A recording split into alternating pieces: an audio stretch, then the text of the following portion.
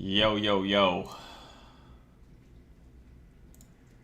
What is up? What is up, homies? How's everyone doing today?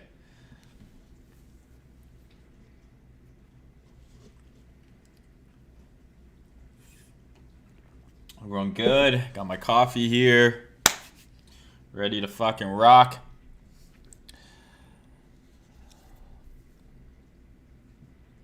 What is up?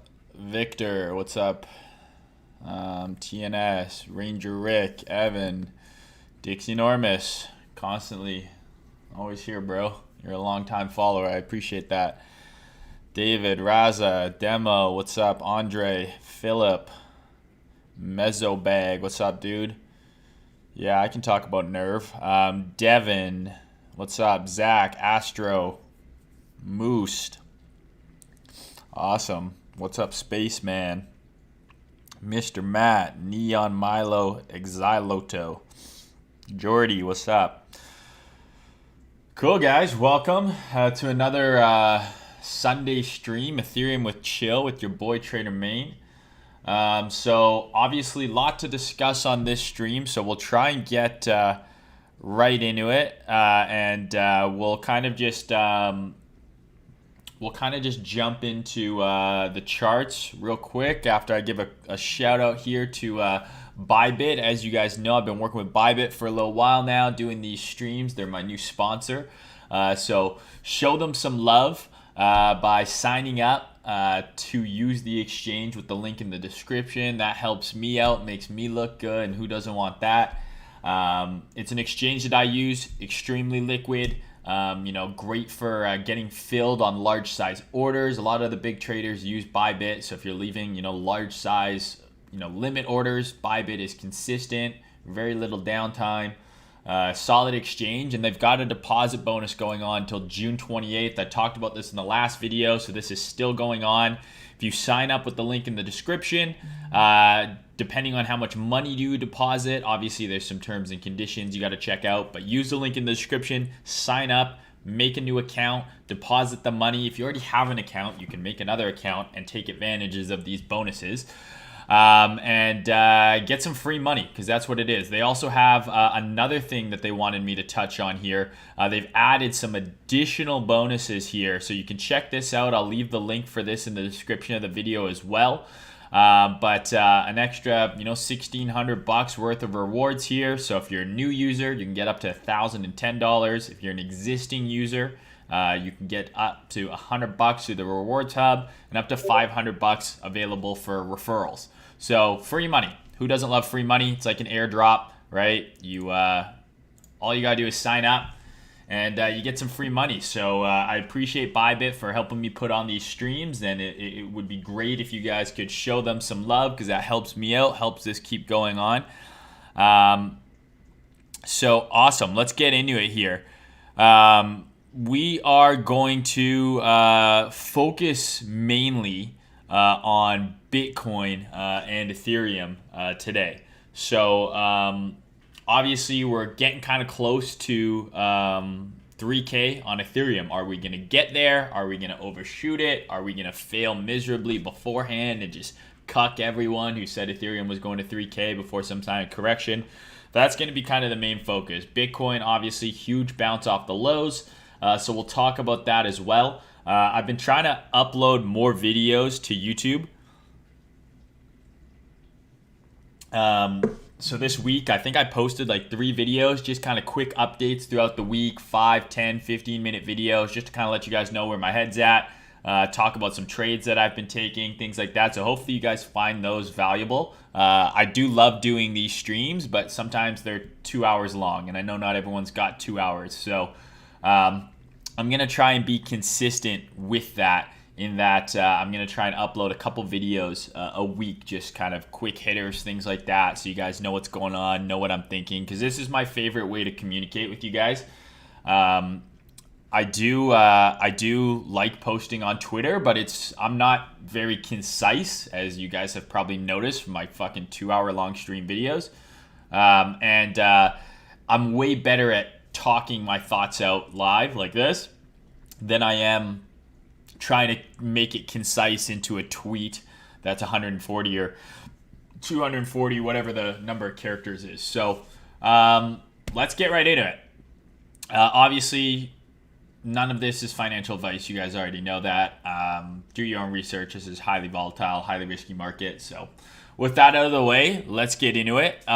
So I will get to the chat, guys, when I have a sec, and we can do alt requests near the end. I'm going to just focus on Ethereum and Bitcoin first, because those are going to be kind of the two main things to watch here, because in all honesty, I think that's going to be what drives the market in this coming week. And we've got our weekly close here, first weekly close of the month of May, first weekly close of the month of May in just a little over an hour and 10 minutes. So we'll talk about that as well. We'll probably be live for the weekly close.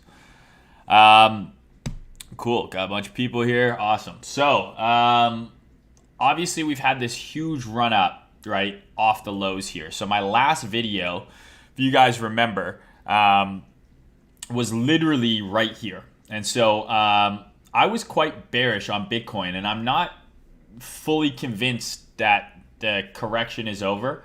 I'm going to talk about kind of a couple scenarios that I think are potentially possible for Bitcoin here.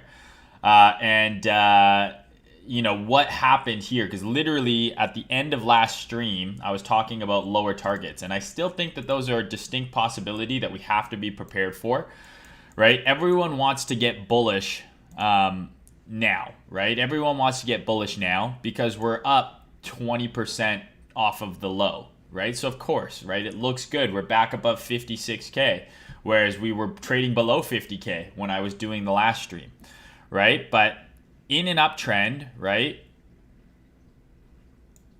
you have higher lows and higher highs, but you have periods of down, right? Periods of down. And what happens generally from a sentiment perspective is that during these periods of down, I'm actually going to use my, let's try this out here. During those periods of down, right, depending on the time frame, the resolution that you're looking at the chart, this can seem like an entire downtrend, whereas on the daily or the weekly, for example, right, so like a perfect example is right here, right? On the weekly, this just two red candles, and then boom, we're launching, right? So it's in an uptrend, two red candles, and then boom, right? But on the hourly, those two red candles were terrifying, right? Because on the hourly, it looked like the bull run was over. Everyone was freaking out. It was the end of times, right?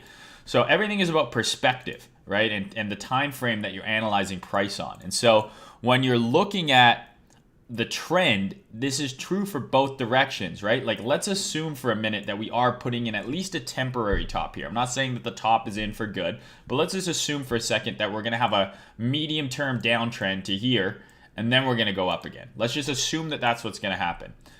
This period of down, right, the way that people get fucked is that they are accustomed to up only, right? So we're all used to this. And then what happens is when you actually break market structure, and now the trend is going to be shifting, people are still used to this. They're like up only, right? Up only. So they're bidding here, they're bidding here, they're bidding here, they're bidding here, expecting this, right? That's what they're expecting. But then what happens is you get one of these. You get the lower high, right? So first you have the lower low, and then you have confirmation. This is the first clue of a trend reversal.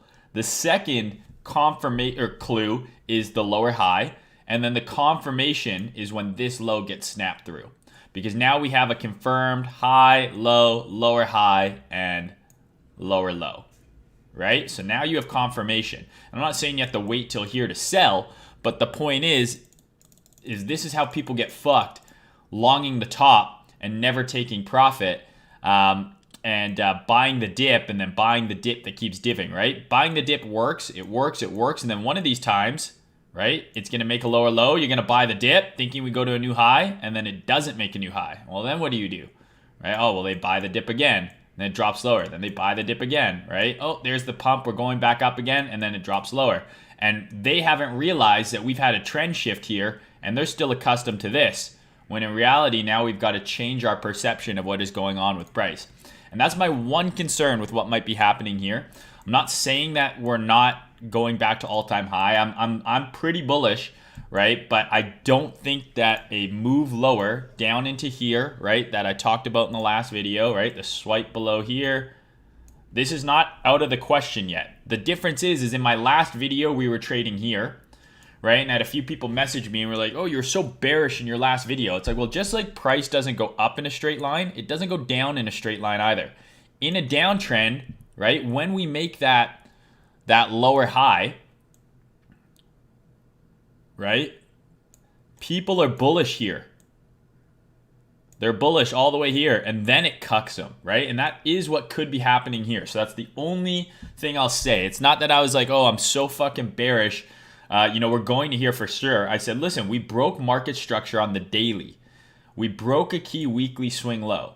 We have a big weekly SFP. This could be it. It could be done. Or this could just be the lower high before a lower low, right? So you have to be aware for either scenario. And that's why I was looking for shorts on the way up potentially on signs of weakness, because this is the first time in this bull run where we've had a daily market structure shift, right? And that's the only reason why I'm being cautious. And that's the only reason why I was bearish in the last video. And if you actually watched the last video, I had a few people message me and they're like, oh, Maine, you were bearish and then we bounced. It's like, no, I said I expect us to get a relief bounce up to here. And then if there's weakness, I'm going to short it, right? And that's what happened here. I got stopped out and now I'm chilling and now I'm waiting to see. From what I gather now, I'm pretty confident we make another move higher. And then I'm going to be doing the same thing because my daily market structure is bearish, right? So just like that drawing that I made here, the daily market structure broke. So my best risk reward trade on the short side, because I did not long down here, huge size or anything like that. And I longed a little. I posted on Twitter and I closed it here. So I'm not long outside of spot. My best RR is not longing right now. It's shorting a lower high, right? So that's what I'm looking for. And this lower high can happen here, right? Or it can happen way the fuck up here and then go down, right? So that's the only thing I'll say is this could just be a lower high, right? And then what do you fucking do? And then all of a sudden my target doesn't seem so crazy because we've broken daily market structure. And that's something that up until this point we have not done yet. So if you look at this bull market that we've been in this trend, each one of these dumps, remember my rules for market structure, right? The market structure low, right? So this low is not the market structure low because this low did not generate the new high. This is the market structure low. Market structure is not broken here. It's broken here, okay? And if you look on the way up here, we've had, this is our market structure low. This is the last swing low that generated the break in market structure, the new high. We had a big retracement, but what did we never do? We never broke the low. Same thing here, right? This is your low, right? That generated the relevant high for me. And as you can see, we never broke the low. Here is your low that generated the high, never broke the low. This is not a relevant market structure level here because it did not generate a new high. This is the relevant market structure level that made the higher high on the week, on the daily. We've now broken that. So this is the first time that we've actually broken daily market structure on this entire way up. So that's the only reason why I'm cautious that this could be a lower high. Obviously, I would love this to just do this. I just don't think that that's going to happen. I think at the very least, we see probably either something like this, okay? Or we see something like up here, or hold on. Or we see this, a little pullback here, a move up, and then a higher low here, right? And then continuation. So the only way I see us getting to 70K is if we put in a big higher low relative to this one, right? And I guess relative to this one too even. I want to see a higher low form, right? Which is going to be the trend shifting. And then ultimately we have to take out that high. But you have to be aware that this could just be the up leg before lower prices. So it looks bad when you watch the video and I'm going, okay, well, we might wick into this area here. We might take out this low and then we bounce 20%. Like, of course. But nothing goes down in a straight line. It doesn't go up in a straight line. It doesn't go down in a straight line, right? So we have to be aware of what is possible here. This is bearish market structure on the daily. So there is still a risk of this being a lower high. So where's our invalidation for any sort of bearishness? I mean, obviously, if we make a higher high on the daily, that invalidates pretty much all bearishness, except if it does what it did here, right? Which would be one of these, where it makes a higher high, fails to hold above, then your bullish thesis is wrong. So if we go up here, make a higher high, right, and then continue pushing up, absolutely, we're going to 70K. But if we go up here, get above, and then fail, right, fail to hold above, which is exactly what happened here, right, then there's a good chance we're pulling back. Who knows? It doesn't necessarily mean it has to make a new low, but it's going to see some sort of significant retracement.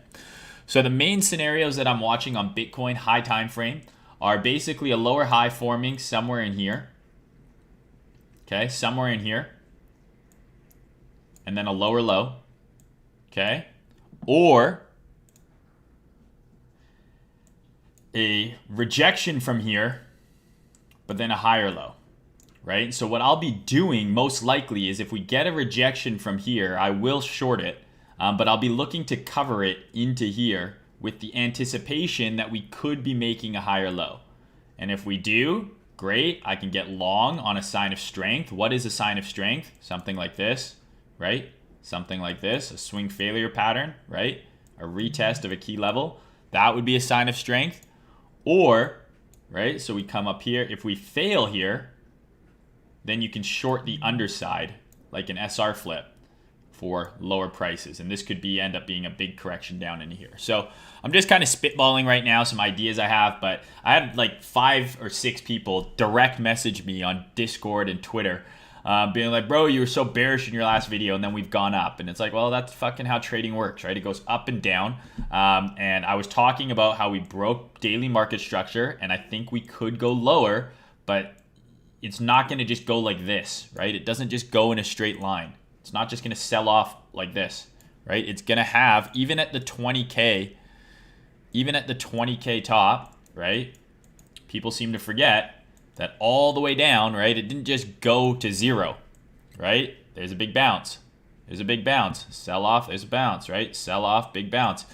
It's a downtrend. There's going to be periods of up, and once you confirm that the trend is down, this is how you trap people before sending it lower, right? If I want to send price lower, if I'm controlling this market and I'm short from way up here or whatever, or even here, whatever it is, if I'm short here, how do I get more short?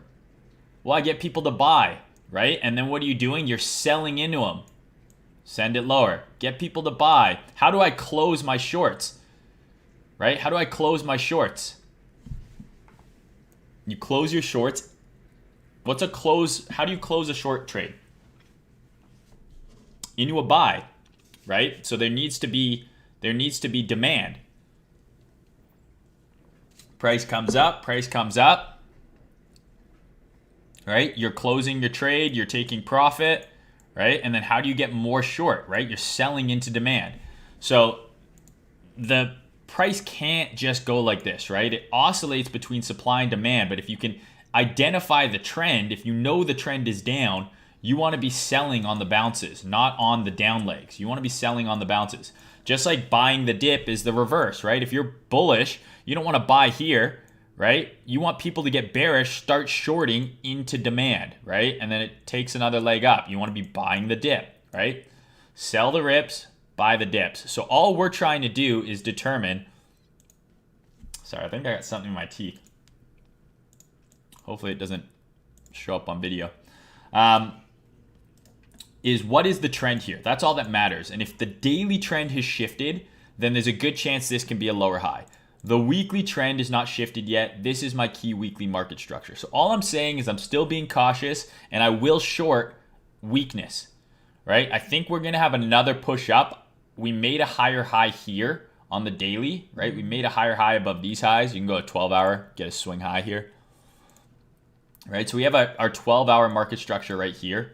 We made a higher high. So my expectation is another leg, but I am looking to short into here because I think that if it's going to be a lower high, my risk reward is going to be super tight because I'm targeting down here. My stop is right there. That's a big ass swing with a tight stop loss of, you know, a couple $1,000 stop loss with like a $10,000 target, $20,000 target, right?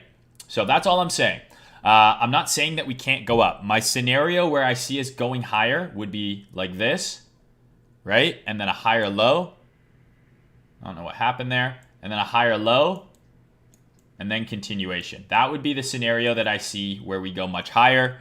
Obviously, this could also be one of those fucking things like this where we go, fail above here, and then trade back down. Anything is possible. These drawings aren't going to tell you what the fuck to do, right? I'm just trying to kind of speak out my logic to you guys, and hopefully it fucking makes sense. I plan on doing an entire video on market structure and how I look at market structure and how I use it to frame my trades. Because a lot of the people that follow me, obviously I think follow me because they want to learn how to trade or just get some tips on trading and shit. But I think a lot of people don't understand market structure, and your trading would be a whole lot better if you did, because if you just decide, okay, my trades are going to be based on H4 market structure, okay? Well, the market structure for me on the H4 is here and here, okay? So we've got low and a high. So that means that I'm looking for longs within this market structure for a move up. Whereas here, for example, the market structure was bearish on the H4. Okay, well, let's use this. Makes it a little less sketchy. So then in this area, you're only looking for shorts. So if you're a low time frame trader or just a trader of any time frame, knowing how to identify the market structure of your high time frame is going to make your low time frame probability trades that much higher. Because when the market structure on my high time frame, whether that's the hourly, the 4 hour, the daily, if you're a scalper, your high time frame might be the hourly, right? And you're executing on the M5. But if you line up your low time frame trades in line with the order flow, right? The market structure direction of your high time frame, you're going to have a higher hit rate. So the reason I'm not looking for shorts here is because on the H12 and the daily, we have technically bullish market structure within this range. And then a whole other concept that you can layer on top of this is range trading. You know how SZ trades ranges, right? He's always talking about, sorry guys. You know, you want to flip the EQ, range highs, deviations, blah, blah, blah. The way I look at ranges are in terms of a premium versus a discount, okay? So the lower half of the range and ultimately the lower 1/3 of the range would be a discount. So if I'm bullish on crypto or on Bitcoin, I want to long at a discount. Where do you want to buy? You want to buy at a discount. You don't want to buy at a premium, right? So in an up move, right? If this is your range, where do you want to buy? You don't want to buy here. You want to buy in the discount. Where does the discount occur? Usually there's going to be some form of demand there. And there's also generally going to be some sort of fib retracement. Your OTE, your 61.8, 78.6 is all going to be in that lower part of that range, right? So I don't want to buy above here. I mean, if we flip here, great, you can get bullish, right? But ideally, I want to buy at a discount. And when you're shorting, it's the exact opposite, right? When you're shorting, I want to be shorting above the EQ. Ideally, I want to be shorting at a premium. I want to short up here, not at the bottom. I want to short up here because that's going to give me the maximum risk reward because my target is going to be here and my invalidation is market structure, right? So that was a big fucking tangent I just went on, and I have no idea if that was of any value to anyone. So let's just take a little bit of the chat, but I think that's some valuable information, and hopefully I did a good job explaining it. I had a pretty hectic day yesterday. On Friday, I went out drinking at a buddy's house with my girlfriend. And yeah, I have a girlfriend. It's a bull market, boys. And we went out drinking. Not like too crazy. Like I didn't get fucking blackout or anything like that. And the next day, my girlfriend just felt like shit. And like she didn't get blackout either, but she felt awful. Like she was puking all morning. And I was like, oh, you're just hungover or whatever. But like she couldn't even drink water. So I ended up having to take her to the hospital. And she got like hooked up to an IV and shit. And obviously, because I live in communist Canada, I'm not allowed in the hospital with her because of COVID stuff. So I had to basically like sit around in the car, like waiting for updates. And she ended up being there for like 5-6 hours. So it was a long fucking day.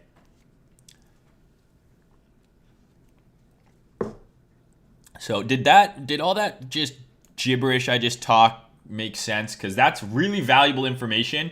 Maybe it wasn't explained in the most concise way, but definitely worth rewatching and then going and figuring this out in your chart. And I'm going to show you an example with this exact trade that I'm taking on LTC here, or looking at on Bitcoin here, excuse me. What's up, Mark? Hey, Maine, you said you're going to get into farming. Do you think you could stream with an experienced farmer? I would love to. If you guys know someone who's really good at farming that you would like me to talk to, I'm more than happy to reach out to them and invite them on to chat and share some alpha. I would love to do that. What's up? What's pumping, Big Sexy? What's up, bro? Hey, King. What's up, Jolene? What's up, Harrison? Lewis, what's up? Oliver. Shaved Head Maine, what's good? Yes, sir. Connor, what's up? Dennis, what's up? What's up, CJ? Neck looking strong. Thanks, bro. Neck Lord. What's up, Kyle? The Count wants to fight me in Dubai. How big are you, dude? And how much fighting experience do you have? What's up, Cornholio? I'm working for Bybit. Fuck them. Spend lost 200K liquidated. You getting liquidated is not Bybit's fault usually. Usually that's your fault. But anyways. Did you get in on the FTR airdrop? I did not. I fucking have never received an airdrop. Or maybe I have, but like I've never received an airdrop. I'm not really plugged in with that kind of stuff. So I guess I'll have fun staying poor. Good. I'm glad you guys like those little videos.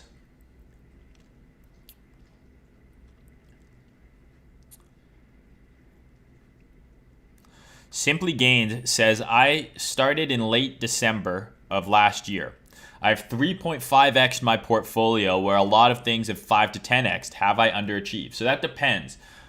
What is your portfolio based in, right? Because since December, I think Bitcoin itself has done a 3x, right? Bitcoin itself has gone from 20 to 60.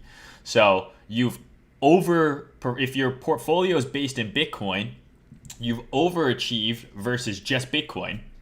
But you've underachieved versus just being, a spot holder of ETH and things like that. Unfortunately for most people, what they're going to realize is that they are never going to outperform the market itself, right? Like since the COVID lows, Bitcoin's up 20x, Ethereum's up 30-something x. Most people are not going to outperform that in a year on their own. They're not. So why not have a portion of your portfolio to trade if you're really keen on trading, and then have the larger portion of your portfolio in spot. That way you're kind of winning in both senses, because it's very hard to outperform the market itself in a bull market. Bro, when lose the 50s mustache? Fucking never, bro. And the more you ask, the less I want to shave it. When lose shitty LTC bag? Stop being such a negative Nancy. LTC is going to 400 in the month of May, and you know it. Free alpha. All right. We are indeed still below the monthly of POC and the market profile. Hi, love you. What you think about Solana? I'll take a look at Solana.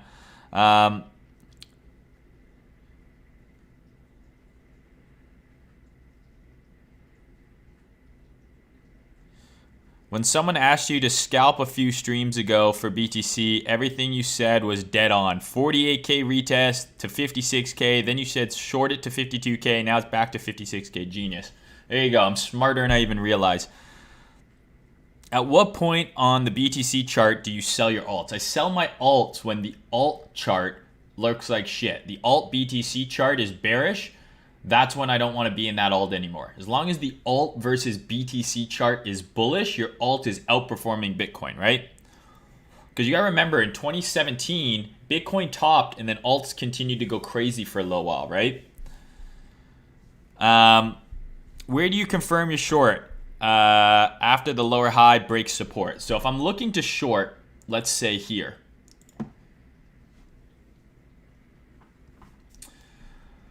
Let's say I'm looking to short into this daily bearish order block, right? That's where I plan on shorting. I'm not going to do, you could literally trade it like this. You could do this. This is a trade you can take. This is low stress. You just enter and you're wrong if it goes above. You could totally take this trade. Or if you want to get a tighter risk reward and some confirmation that this is going to roll over, what I'll generally do is zoom in. And then what I want to see is some sort of weakness akin to what I saw here, right? But then this obviously turned into a higher low. What I would want to see is price trade up here, make a high, and then show weakness. So what are signs of weakness? Well, here's a couple examples, right? This is just going to be an education stream. So it could be a swing failure pattern, right? That now I'm short on the retest or on the breakdown here and then a retest, right? So you're shorting here, and now my stop is here. So maybe my entry is not as good. Maybe it's better, right? Maybe this swing failure pattern happens within the box. My stop is here. My risk reward is way better, right? And then we're going to come here. At the very least, we come here and we run those lows. I'm dubious of those lows. If they don't get run now, if we go up, they will get run later. Right now, I've got a nice tight risk reward, and I'm entering here. Alternatively, and that's exactly what happened here, right? So we had the move up. We had the swing failure pattern. Now you're short. I took this short, right? I shorted. We moved down, but then what I didn't do was close it here, right? Because my target was back into the lows. Or not back in the lows, sorry. My target was into, I think into here, like into here or something. So nice and tight risk reward. We had the swing failure pattern. I was right for a bit, but then when we SFP'd this low and closed bullish, I should have closed my trade. I didn't. I ended up getting stopped out. Another sign of weakness, right, would be something like this.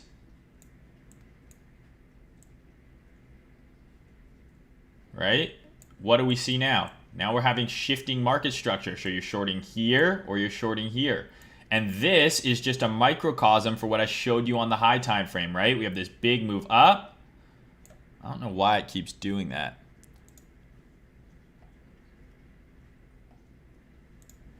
We have this big move up, right? And then a lower high, right? And then the lower high isn't confirmed until the lower low is made. That's all you're seeing. That's all you're seeing here, right? Is market structure shift, right? So just like here, why I'm not shorting right now is because we have bullish market structure here, right? So market structure is bullish. So if I'm going to long, I want to long, ideally, a pullback into here. So it's the exact opposite here. If you want to short up here, wait for the market structure to start shifting bearishly and then get in a short. So those would be two examples of weakness that you could short. A swing failure pattern, right? Swing failure pattern usually denotes that the market wants to trade lower, and this last high was just to run stops above here, right? The other opportunity to short is an actual shift in market structure, right? There's your shift. Now you're short biased. What do you see? This is on the screen right now in real price action, right? Right here. There's your move up. There's your breakdown. Short opportunity number one. Another breakdown. Short opportunity number two, right? So uptrend, shift into a downtrend. So this is exactly what you saw here is what you're seeing right here in price. So where's your shorts? Here and here, even to a lesser extent right here. And if you zoom in, you'll get even more detail. So let's go and look at this same area of price on the hourly. So the hourly market structure shifts first, right? Because it's a more zoomed in time frame. Market structure shifts on the lower time frame first. Here's your market structure on the hourly. It's broken right there. There's your short op number one, right? Broken market structure again.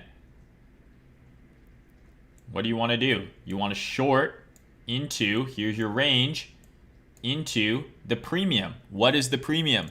The premium is above 50% of the range. If I pull my fib, what do we got here? Right into your 70 or 61.8 fib.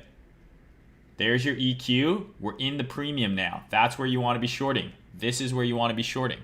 And you can do this on all time frames. Price is fractal. Right? Price is fractal here. Even on the lowest time frame, I can show you. Where does the market structure shift? Right? So here's your high. There's the high, the low that generated the high. So on your 15-minute chart, here is your range. Okay, we just broke down.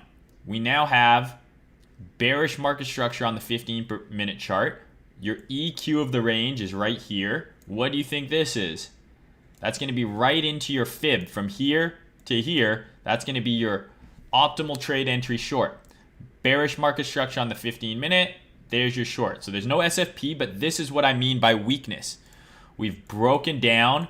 Now we're making lower highs. Let's assume you don't. First, I'll show you the fib just to show you that it works. Right? This is a very deep one. This one came way deep, right up into the 79. Boom, your stop is above there. Sold off, right? But let's say you don't short this. You want more confirmation. Well, now we made another lower low. So you're not shorting this move up into a bearish order block into the this is probably a tag of the EQ of the range, if I had to guess. Eyeball it here. Right into the EQ of the range, just shy of the 61.8. Right, and they gave you another sell over here. So hopefully that makes sense. But that's what I mean by weakness. People are like, when 70K, what's your targets? And I'm sitting here just fucking talking about how to enter trades and shit. Hopefully it's still interesting to you guys.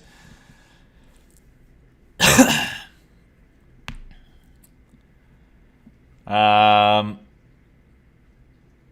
what point, okay, someone asked that. What is the pencil tool? It is called Epic Pen. Bro, we usually pump when you sleep or out of town. Can you do either? I'll go to bed right after this stream. Thanks for taking the time to explain these things clearly. Really appreciate it. Are we getting dips right now? Yeah, I'm going to talk about the next trade that I'm looking at. So for those of you who only care about targets and trades, I'm about to get into that. I'm sorry I went off on a tangent. In another life, if teachers got paid more money, I would have 100% been a teacher because I love it.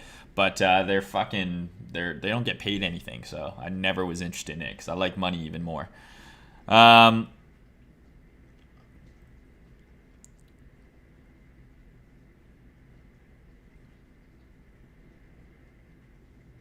better be Tim Hortons. It's Starbucks. I'm sorry. There's no Timmy's near my house. Maine, you have a rare quality when you can take the piss out of yourself in good spirit. That's good. Inverse head and shoulders. Market structure video. Okay, I'm going to... Hopefully that made sense for you guys. This is... I'm way back on the chat. Okay, so hopefully that was of some value to you. So what is the next trade that I'm looking for here, okay? So we've come off the bottom, right? We had our SFP on the low here. We had a big rally. We had a higher low form here. And now we've made a higher high here, but we're looking like we're kind of... This looks like a little weak. So my next kind of trade idea is that this is going to be kind of like a bull flag, right? Kind of like a bull flag here into some demand, and then we're going to get another leg. And then this is where I'm looking for that lower high to form, that daily bearish order block. You got 63 is essentially the, the big round number there as well. So this is kind of where I'm looking for, right? Between 62 to kind of 63K for weakness. But that doesn't mean that we can't get along there first.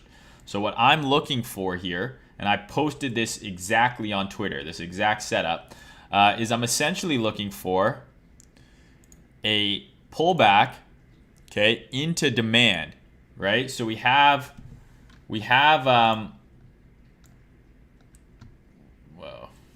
demand here, okay?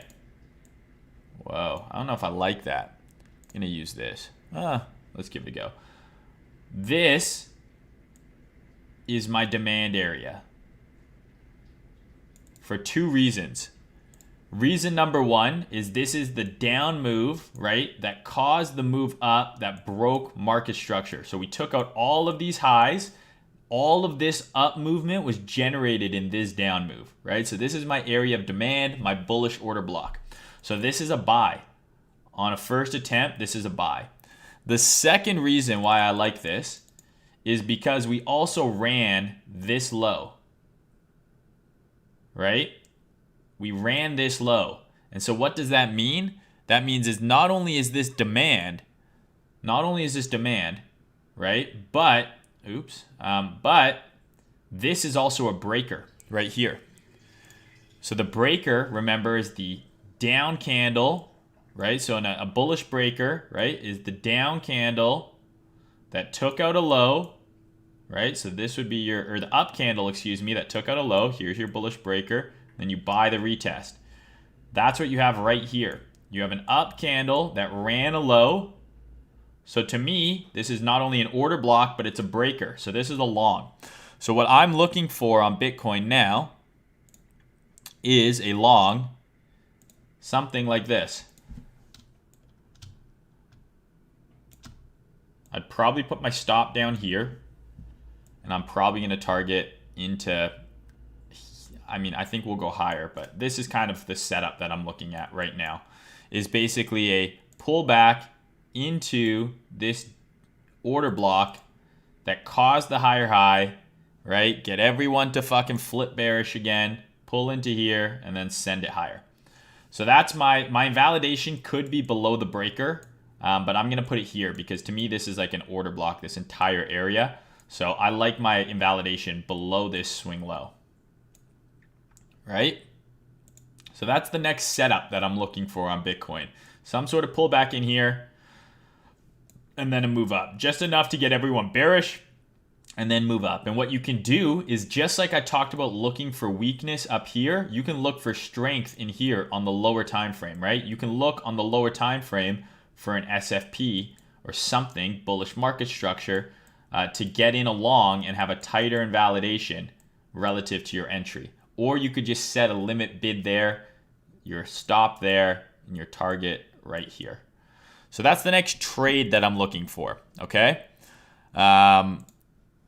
Hopefully that covers Bitcoin pretty fucking well. I think it does. So looking for a long early this week into here. Higher low, ideally. We could just go from here, right? There is a chance that we are, kind of gonna flip this entire area, and this is just support, right? You could even use this, I guess.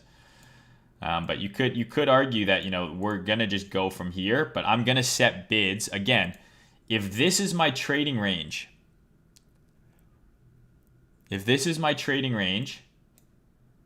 do I want to long it here? We could go up from here. We could come a little lower and we could go up. But my best risk reward for the trade is going to be where?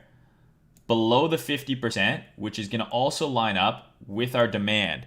So if I pull the fib here from this low to this high, where is that? It lines up perfectly with that box I had drawn on for you guys.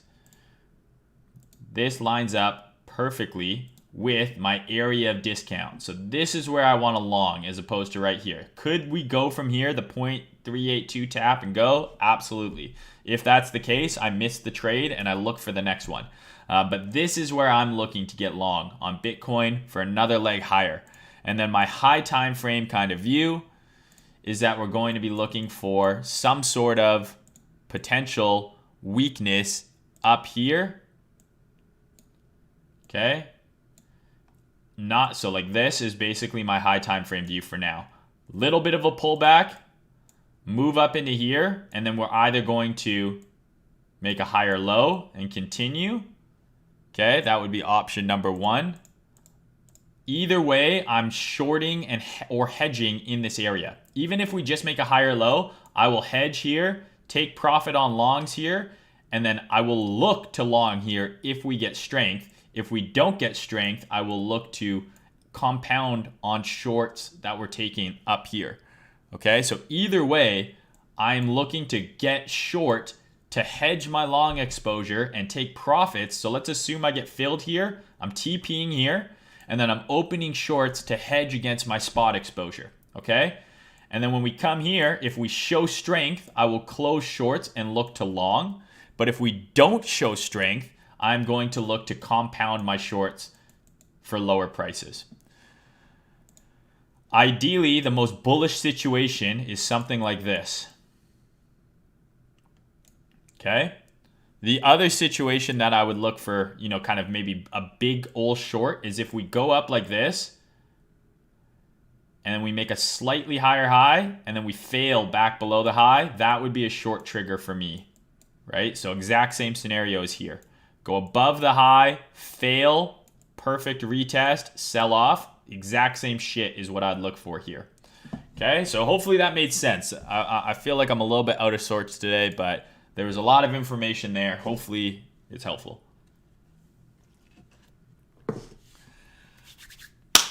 All right.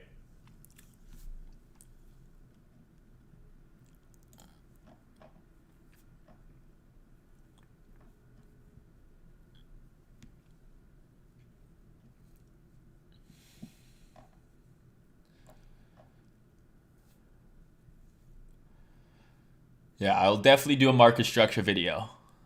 Ethereum to 5K this summer. We'll talk about Ethereum next. How's Litecoin looking? We'll talk about Litecoin as well. Huge value. That was pretty good. Big value. It was useful. Super valuable. Okay, awesome. You roof eater, bro. No, we weren't at like a crazy house party. It was like 5 friends at my buddy's house. Like I think and she was not fucked up the night before. That's what was weird. She just woke up the next day and I'm just like, fuck, I don't know. Maybe she's allergic to alcohol or something. All right, cool. I covered swing failure patterns. Hopefully that makes sense now.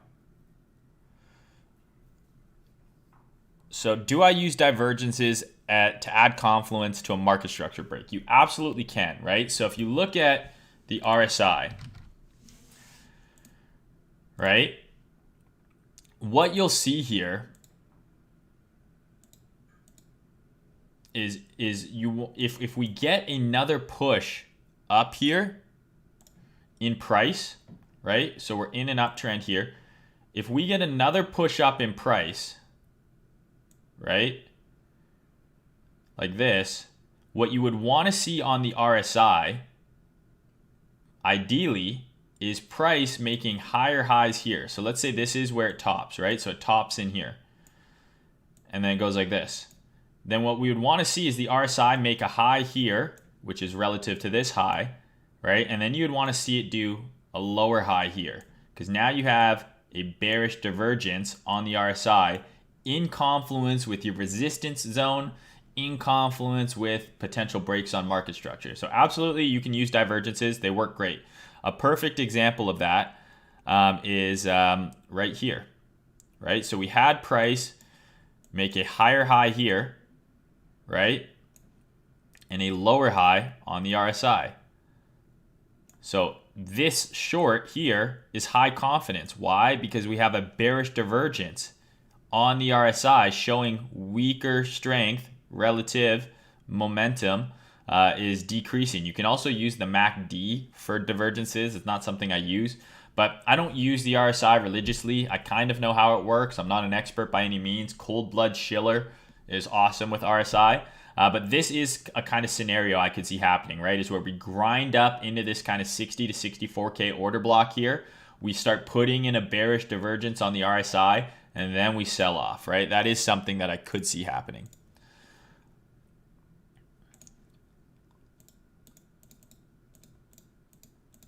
Give me back my long entry. So let's see if this long plays out, because this is essentially the plan. This is essentially the plan. Oops.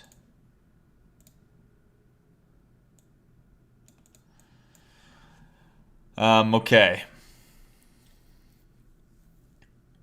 Can you look at the last red month before the 2017 blow off? I mean, sure.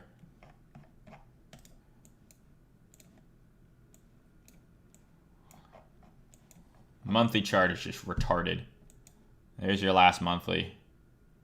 So doesn't look the same as it does now. But I mean, this is crazy. Like, that's why whenever people are telling me like, oh dude, we have so much higher to go, right? Oh, we're going so much higher. I'm like, no, we're fucking not. Like, I don't know what people are trying to fucking sell you to tell. Like, to me, like, people are like, oh, like, alt season's just getting started. This bull market is just getting warmed up. I'm like, where the fuck have you been?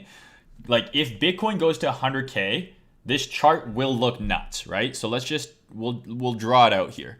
Let's assume that in the next month here, Bitcoin puts in another green candle to like 80K.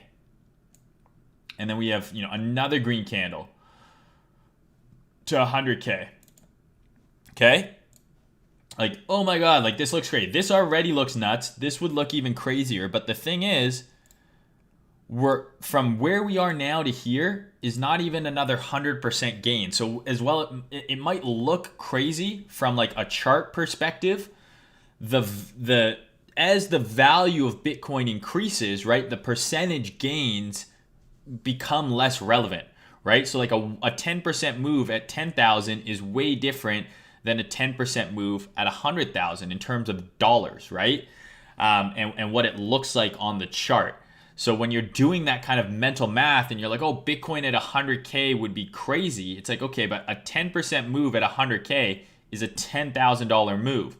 Whereas a 10% move at 10K is only a $1,000 move. So while it may look crazy on the dollar chart, you got to remember, if Bitcoin does this, which would be absolutely nuts and I would love it, if it goes to 100K, that's not even 100% gain from here. The bulk of the move, right? The bulk of the move was from here to here. From here to here is 70%. From here to here is 1,700%, right? So when people are like, it's just getting started, we're just getting started, I think that's ridiculous. Like, to me, the bulk of the move has happened. Ethereum going to 10K. Everyone's like, Ethereum's going to 10K. Let's assume that it does. That's what? A 3.5x from here, right? Which would be crazy. Like, if we went up another 3x from here. Even to 9K. Let's assume Ethereum's going to 9K, just for easy math.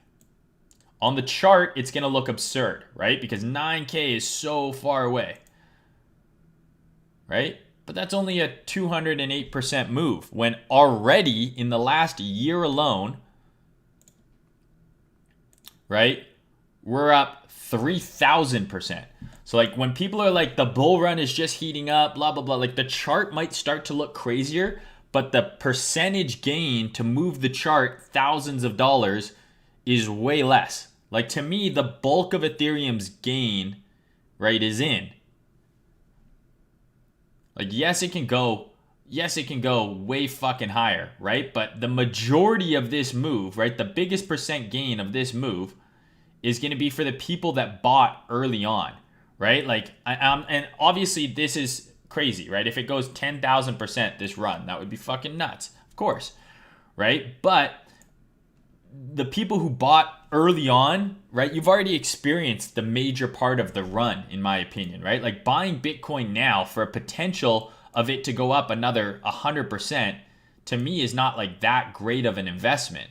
Like, you know, so when people are like telling you, oh, the bull run's just getting started, alts are just getting started, I'm like, well, dude, if you were in pretty much anything in the last year, you're up at 10x, like, at least, just from holding, not even from fucking trading. So absolutely, I would love Bitcoin to go to 100K, but just realize that 100K from here is not even a 2x. Ethereum to 10K from here is not even a 4x, right? So of course it could happen. I would love for it to happen, but people telling you that this run is just getting started, maybe I'm wrong, and maybe we're gonna do some big super cycle and we're going to 500K Bitcoin. I don't fucking know, right? But from 50 to 100K is only a 2x, whereas like we've already done almost a 20x in the last year. So, you know, an additional 2x from here is awesome, but a large part of the run has already happened. And I'm not trying to be like some big fucking bear being like, oh, fuck you, don't buy Bitcoin, we're not going any higher. Like, we absolutely could go higher. I would love for us to go higher. I want us to go higher because I'll make more money. But people being like, it's just getting started, I'm just like, I just don't get it. It's like 100K Bitcoin sounds crazy. It's only a 2x from current prices, right? we've done like a 20x from the lows. So anyways, I don't even know how I got in on that target. I'm in a fucking ranty mood today, apparently. Is that your phone going off, or am I crazy? I think you're crazy. Go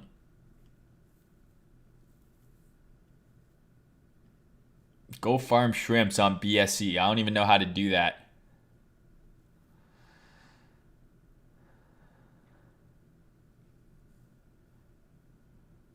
That knowledge was so sick. I made a channel just to comment and say cheers. Oh, thanks, bro. Appreciate that. What confirmation do you use for shorting? I just went over that near the start of the video. I got 1K. What to buy?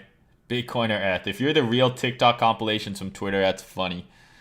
Main, what's up, Trader Reno?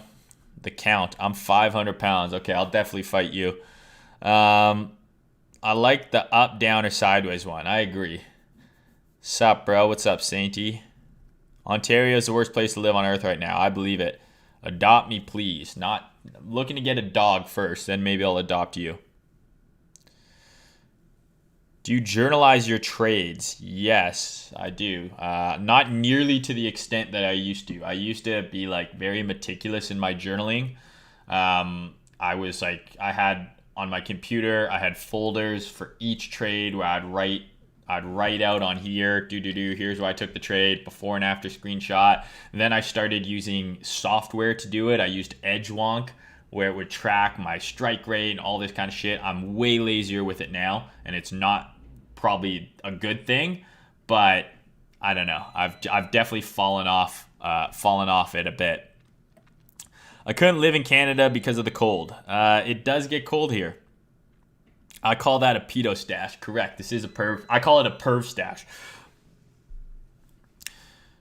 BNB or LTC for the next 2 months. So here's the beauty of everything. Shut up. That's my dishwasher. So this is the chart that you want to look at to make that decision. Right? And so if you look at this, BNB has been shellacking LTC, right? So the only reason to be in LTC over BNB is if this chart is bearish. And right now it's not. Right now I see a high, a low, and it looks like we're pushing up. You know, maybe we had a breakdown there, but this looks still bullish. And I think BNB goes to like $800 or $900. So if this makes a higher high, you're still better off being in BNB. Right? Because all I'm doing is comparing the two charts. BNB USD divided by LTC USD. If you remember fractions from school, right? You would cancel out this, and now you just have BNB over LTC, right? So this is no different than looking at any altcoin, right? Divided by Bitcoin. So if you want to know, right? Because then you also have your alt divided by dollars, right? Because what is this? Right? Well, that is just this divided by BTC USD. Right? So if you cancel out these, you then get alt BTC. So you can do the same thing here.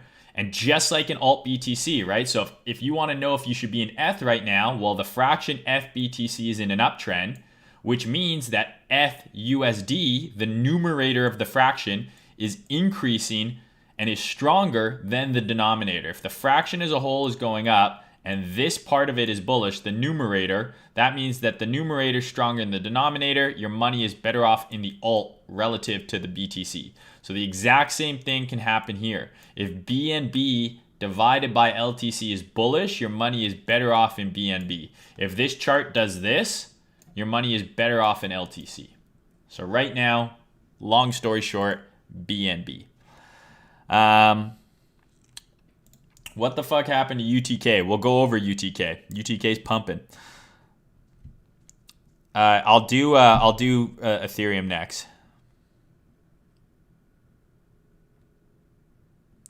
Charlie Sheen says, "I love your neck, mister. Could you do OnlyFans and post regular updates on how magnificent it looks?" I hope you're just trying to be funny because that's creepy. But who knows? If there's good money in it, if I can get enough people paying, I'll whore my neck out for dollars. Fuck, why not?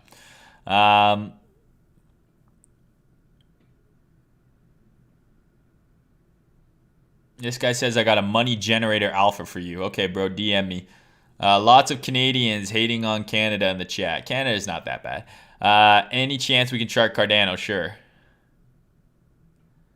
Okay.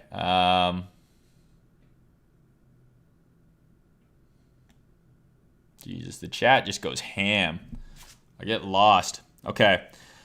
Let's look at Ethereum now. Okay. So we just had that big old rant about Bitcoin. So let's look at Ethereum. Ethereum is kind of reminding me of like what it was doing here, where it was just this kind of fucking staircase up, and then it kind of finally went parabolic, then big correction. That's kind of what I feel like is going to happen here on Ethereum. So if you look at the lower time frame, I mean, look, you look at the weekly, we've got 1, 2, 3, 4. We're closing our 5th green weekly in a row. Let's see how often that happens on Ethereum. Hint, not a lot. So we had 1, 2, 3, 4 here, and then a pullback. 1, 2, 3, then a pullback. 1, 2, 3, 4, and then a pullback. Here's the biggest run of green weeklies on Ethereum that I can remember, and I remember this distinctly. 1, 2, 3, 4, 5, 6, 7, 8, 9 in a row. But then we fully retraced the move and took out the low.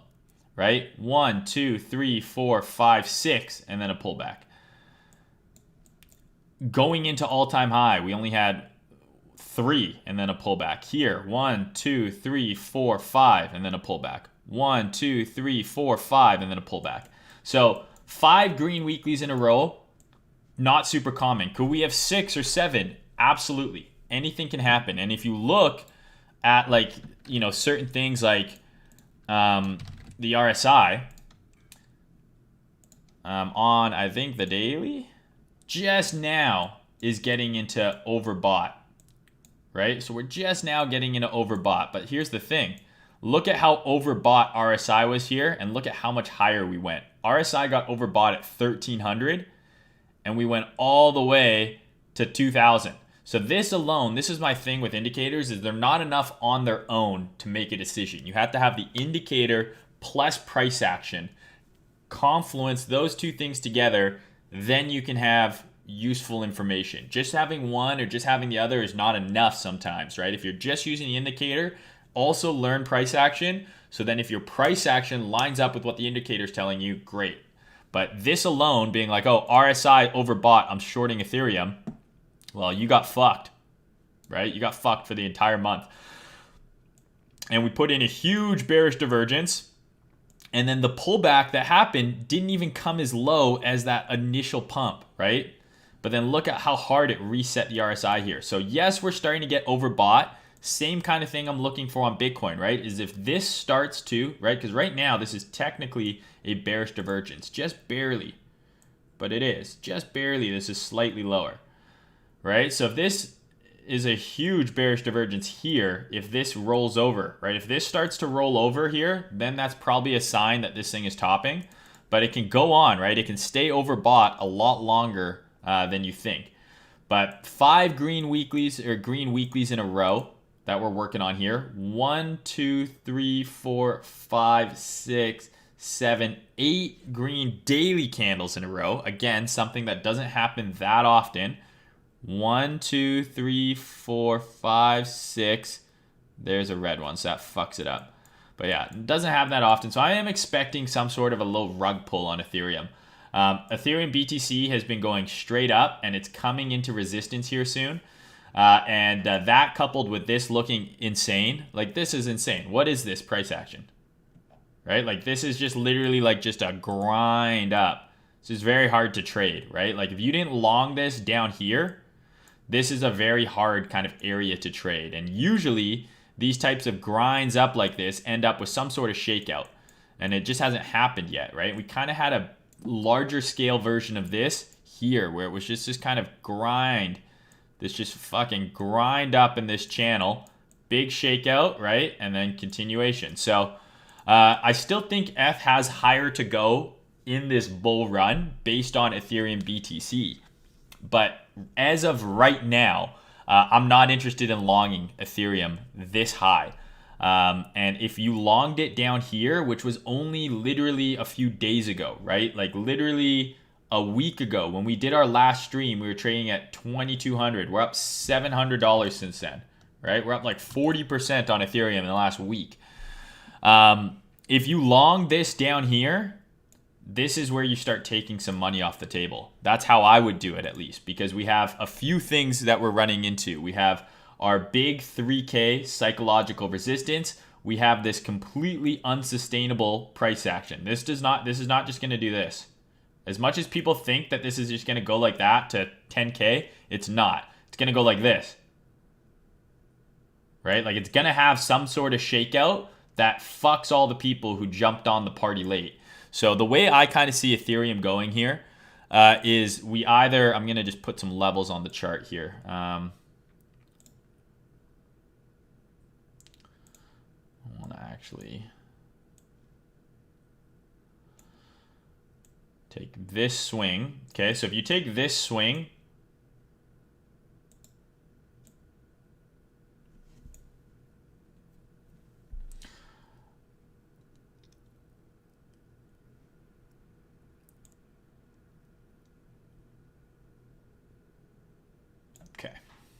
so, a couple levels of interest for me here are here.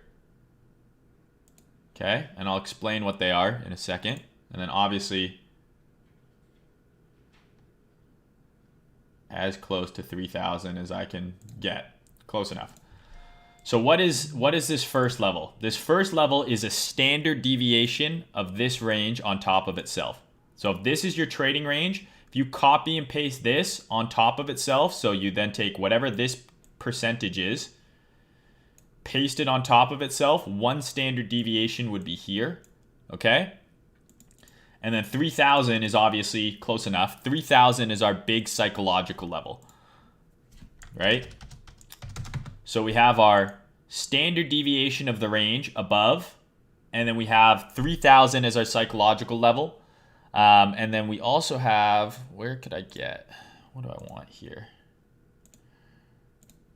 Yeah, fuck. I always turn all the levels off because I never use them.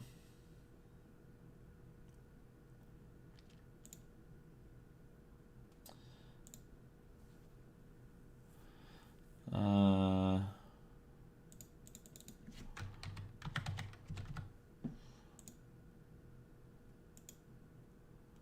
no. Sorry.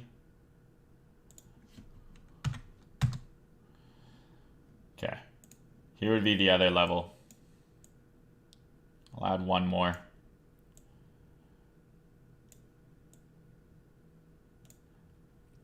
So you have our standard deviation, and then you could have as high as like a crazy overshoot, right? Which would be the 1.168. This level, I don't think gets hit. I think I'm much more confident in Ethereum kind of topping basically between where it is now and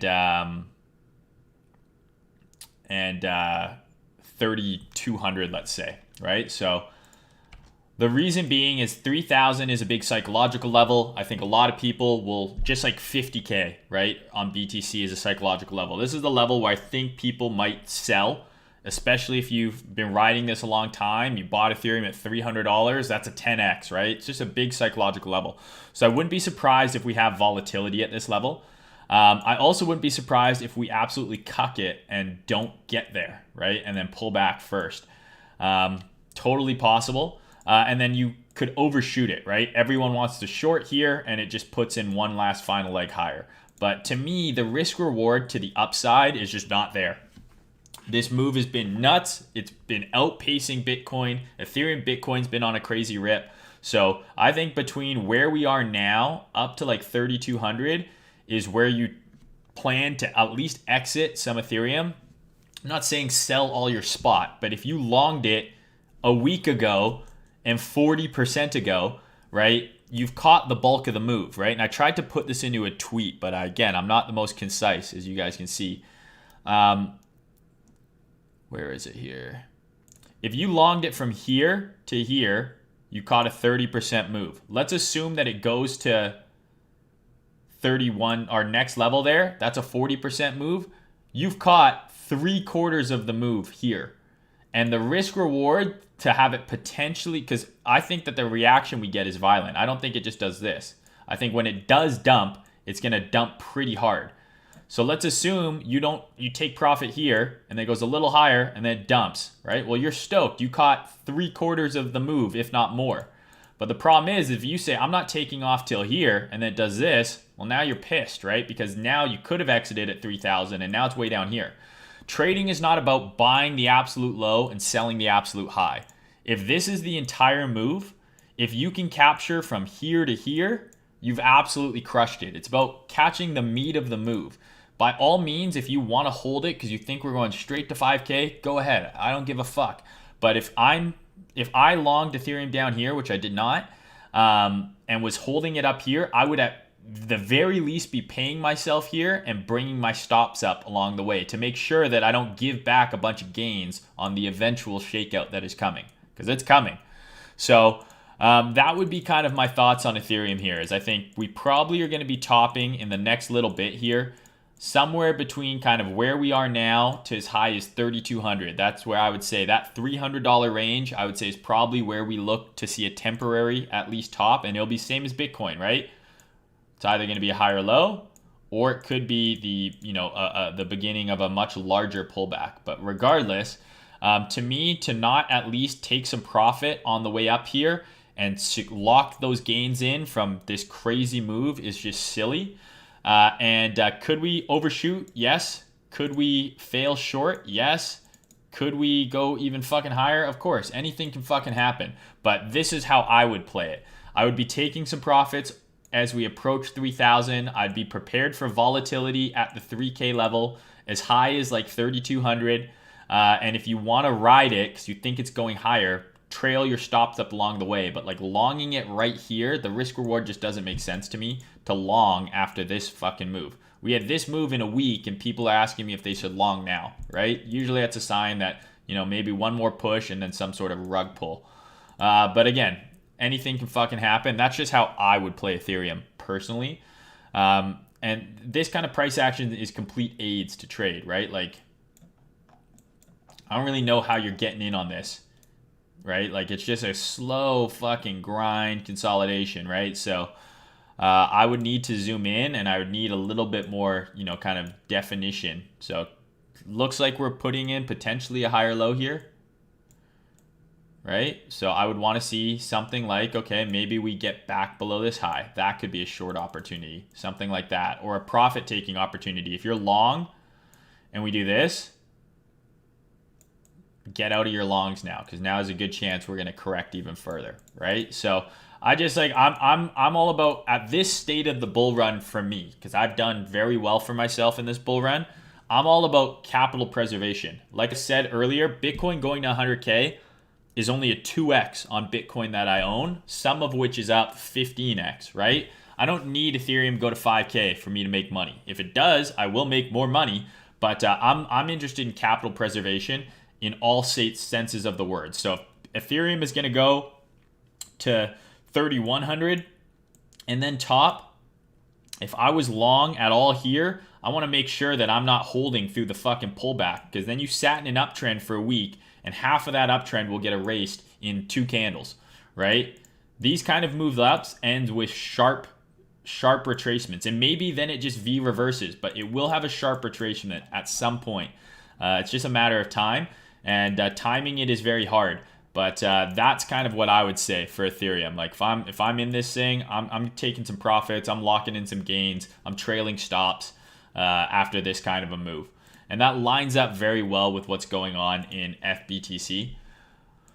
So FBTC, we nailed this fucking live on live stream. For months we've been covering this, and I played this exact live, or this exact trade out on live stream with this. If you guys remember, I did this on live stream and it did exactly that. If you're looking at FBTC here, we're coming up close to our first area of resistance. And I talked about this area as being inevitable, right? We're coming up to this being resistance here. We're filling in all of this empty price action. So maybe we have a little bit higher to go. Ethereum pushes to 3K and then it pulls back, because this is going to pull back, right? 1, 2, 3, 4, fifth green weekly candle in a row. Look what happened last time we had 5. 1, 2, 3, 4 in this instance. Big pullback, right? So every time we've made a higher high, 1, 2, 3, 4, 5, 6, we get a pullback into a higher low. So I'm still expecting a higher low, right? Still expecting a higher low. But if we do something like this, right, this is going to fucking destroy FUSD, right? FUSD is going to take a big hit during this pullback. So just be aware. We're coming into resistance. This move is overextended. This move is overextended. Can it overextend more? Of course. But I would be ready for some sort of correction sooner than later on both FBTC and FUSD. And I talked about this exact scenario in the last video, and I sent out a tweet about it. I said, you know, we're a couple percentage points away from resistance on FBTC. Maybe that's enough to push ETH to 3K, and it looks like it is. We're so close, I'd be surprised if we don't tag it. But this is a level where I'm pretty confident we have volatility at. So that's my thoughts on Ethereum. I think both of these are due for a pullback sooner than later. If you want to look at RSI, right, on the daily, we're definitely in overbought territory, and we're in the process of putting in a bearish divergence, right? So we could have a third peak here before this starts to roll over, right? 1, 2, and then we could have a third peak up here. So higher highs here, lower highs here. That would line up very well. Same shit goes for ETH/USD, where we could have a big bearish divergence forming here, right? Where we have, you know, this obviously one more move up, and then this thing roll over, make one more move down. This almost looks like equal. It's very hard for me to tell. Can I use my crosshairs here? It's a slightly lower high right now, but both of these things are gearing up for a pullback. It's just a matter of time. So do what you want, right? Like I posted like, hey, if I'm in this move, I'm taking some profit, and like all the comments like, ETH is going to 5K, bro. It's like, bro, I longed ETH at like $100. Shut the fuck up. I don't need it to go to 5K to make money. That's the state. That's where we are in the bull market. People need price to double from here to make money because they missed the initial fucking 10 to 20x that has happened across the board. So that's how you know, in my opinion, that we're getting towards the later stages of things. All right. But I'm like still super bullish on FUSD, right? Like this to me, I think is doing like this. Like that, you're seeing everyone post this Livermore thing right now.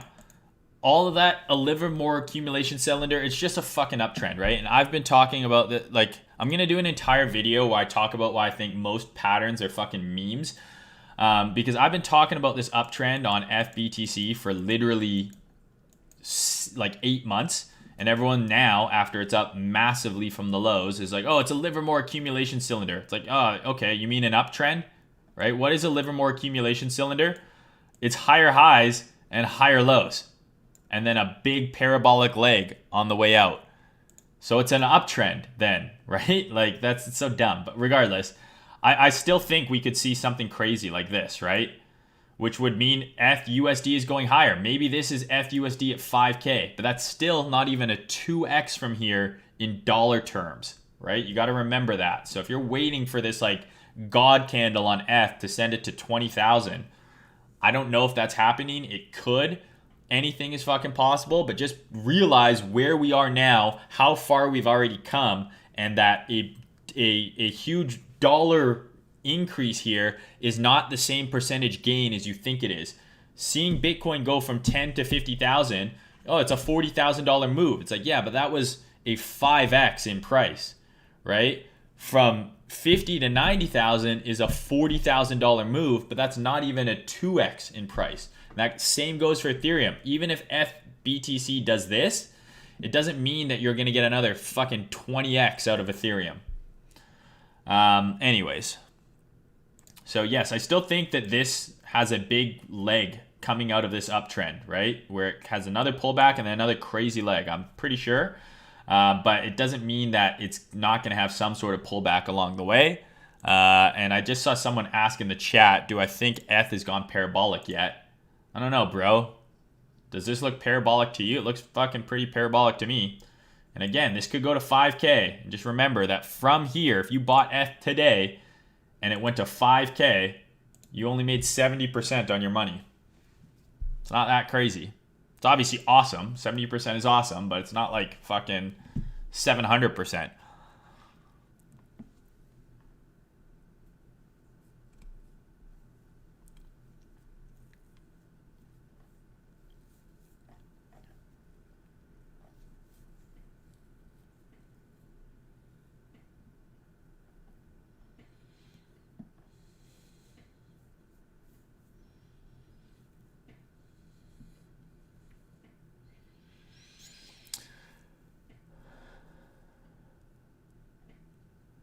Just trying to get caught up on the chat here, guys. All right, everyone seems to agree that this is helpful, which is great.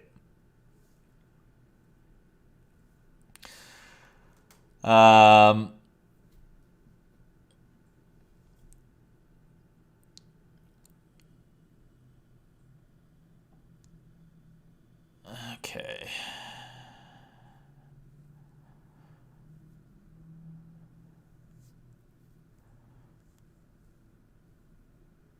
I think the best thing I've learned for you, Maine, is not force any trade. So that's the biggest difference between a trader and an investor, right? You know, as an investor, you really wanted to buy Ethereum here. Because like I said, even if it goes to 5K, the risk reward for an investor, right? This is what? Not even a 2x, right? Whereas if you bought Ethereum at any point in the last year, it going to 5K from where you bought is a huge gain. Buying up here is not ideal, right?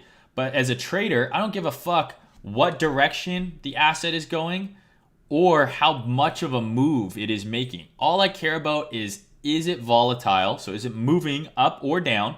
And can I find a risk-defined setup? Because all I care about as a trader is risk reward. So if the whole chart looks like this, right? An investor who bought here, they're hoping to sell as close as they can to here. And let's assume this is the top, right? But the trader, right? I can buy here, sell here, right? Buy here, sell here. Sell here, buy back here. Buy here, sell here. Buy more here, sell here. Short it here, buy back here.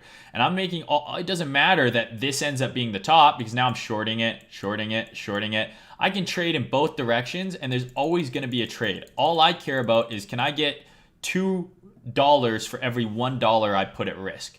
A 2-to-1 or a 1-to-2 risk reward ratio, a 2-to-1 reward to risk ratio, right? That's all I care about. It doesn't matter if it's up or down. I don't care about the value of the underlying asset. Obviously, I want crypto to go up as a whole because I own crypto. But that all I care about is, does it move? And if it does, if I miss a trade, there will be another one. I don't really care.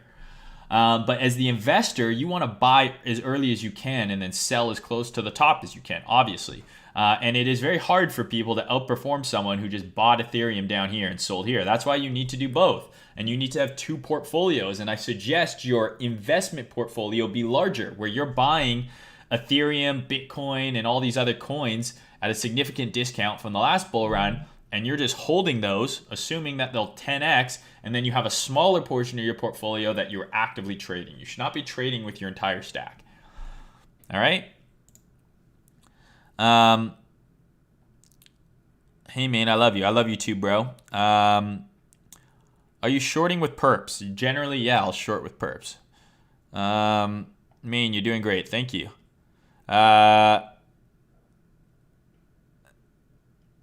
everything is making sense. Good, I'm glad. Could you do lower time frame analysis on Bitcoin? I don't really know why. What do you want to see? So daily closed. Looks like we might push up. All right, so if I don't get filled here, I don't care. I'll just enter the next trade. But there's nothing here for me to change my plan yet. You could argue you have a range here. Right? Ran the range lows. So this is your trading range. If you really wanted to long Bitcoin, if it is able to reclaim here and the EQ of the range, if it does this, you could long it with a stop down here. You could do that, but I'm just going to sit on my hands and wait and see if I get filled where I want to get filled rather than force a trade.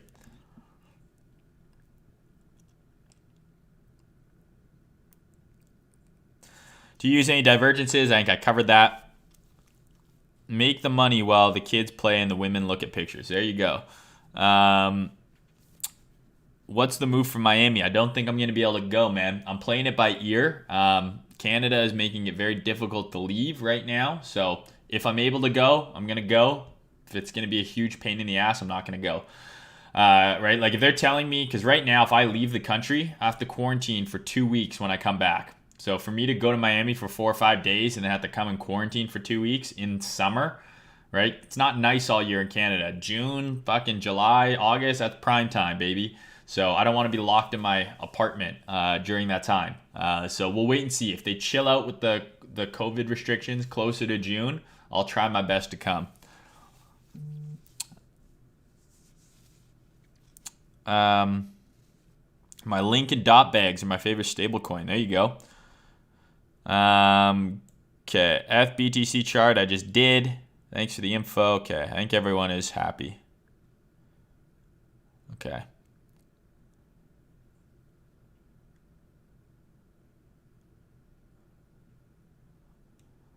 All right, cool. I think we've covered most things here I want to cover on F and BTC. So we'll look at LTC quickly. And then I can do some chart requests, and then we'll call it a day. So let's look at LTC very quickly. So here's why I'm still bullish on LTC. Okay? If you compare this to FBTC, what the fuck? Right? To me, right, LTC, BTC definitely has diminishing returns going on, right? And so will F. Like, I don't know if FBTC will necessarily ever make a new higher high. It might, right? But it doesn't have to for FUSD to make all-time high, right? FUSD all-time high previously was like here. But now we're way above all-time high and we're here, right? So that's partly because the value of Bitcoin keeps increasing, right, relative to these coins. But LTC has not run yet, right? So this has already started an uptrend. This is not yet. And if this is going ham, and I know ETH has a use case, right? ETH is what everything is built on. You have Uniswap, you have DeFi, all that shit is built on Ethereum, right? So I get that. But the fact that other coins that also do nothing have had runs already, I find it hard to believe that the bull run is going to end without LTC going on a rip. And the chart is finally starting to round. And I've been talking about this forever. And I told you guys it could take a long time to play out because I'm looking at the weekly and the monthly chart for my decision making here because I'm in spot. I own spot LTC, so I don't need this to go up tomorrow.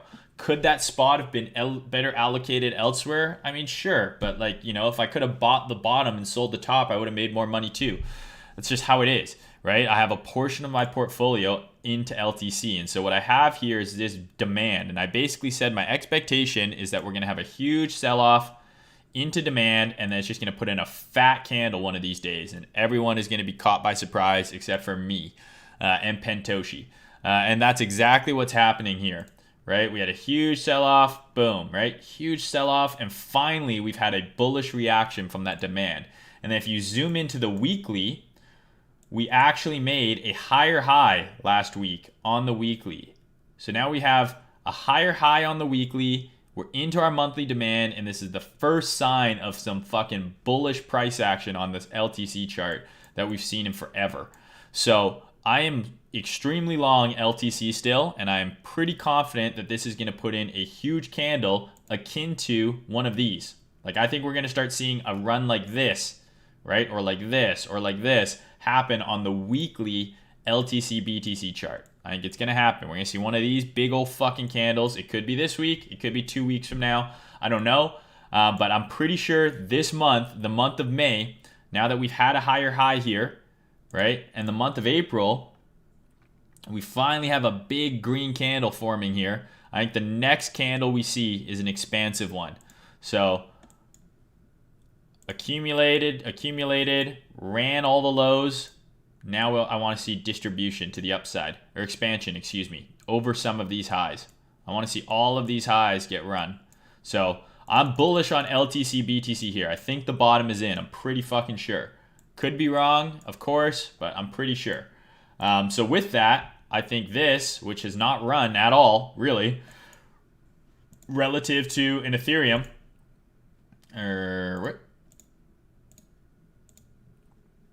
right? Relative to here, you can't tell me that these don't look very fucking similar, and this thing has just had its parabolic leg, and this is not yet. So I'm still bullish on LTC. How do you get in? What do I think about the chart? Shit like that. Well, we can talk about that. So this to me looks totally fine here to go higher. We had this big move down, right? We ran the lows here, big SFP below the lows here, big push up. So I'm pretty bullish on LTC as long as we stay above here. If you go to the daily, might even get a better level. No, same level. All right, so if we get a little bit of a dip on Bitcoin, a little early week dip, I would long LTC in here. Targeting there. I'm aiming for $400 LTC this month. Maybe I'm fucking crazy and maybe I'm completely wrong, but I'm bullish on LTC still. I think it goes higher. I would long it here, targeting here. Simple as that.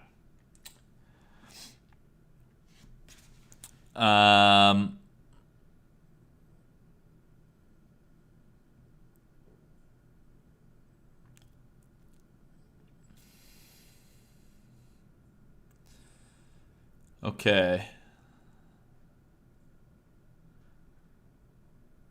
Can you even go to the gyms? I go to a private gym that has been open for like most of COVID. It was closed for like 2 months and then it's been open the rest of the time. So I'm pretty lucky. This guy's asking about going to the gym. I recommend strength training. Focus on getting deadlift, bench press, squat up. Yeah, the way I gained so much weight, so literally a year and a half ago, I weighed 160 to 170 pounds. I'm like almost 6'2". I was like a string bean. And I got really into the gym. And so what I focused on was deadlift, squat, bench press, overhead press. I went 4 days a week. That was my main. So one day I would do deadlift and bench. The other day I would do squat and overhead press. And then I would have obviously other exercises mixed in there. And I was just A day, B day, day off. A day, B day, day off. And then I would just repeat that. And I just ate like a motherfucker. And I put on like 60 pounds in a little over a year. All right. Can you talk about soul and nerve? Sure. So we can look at Sol. I mean, Sam coins have been going absolutely nuts. I don't really know what else to say. Yeah,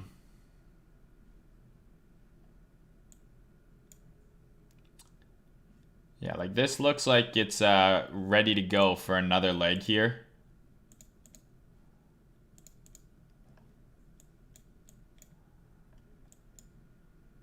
Right? This looks like it's ready to go again. So if you're interested in longing Sol, right, I would want to see like this.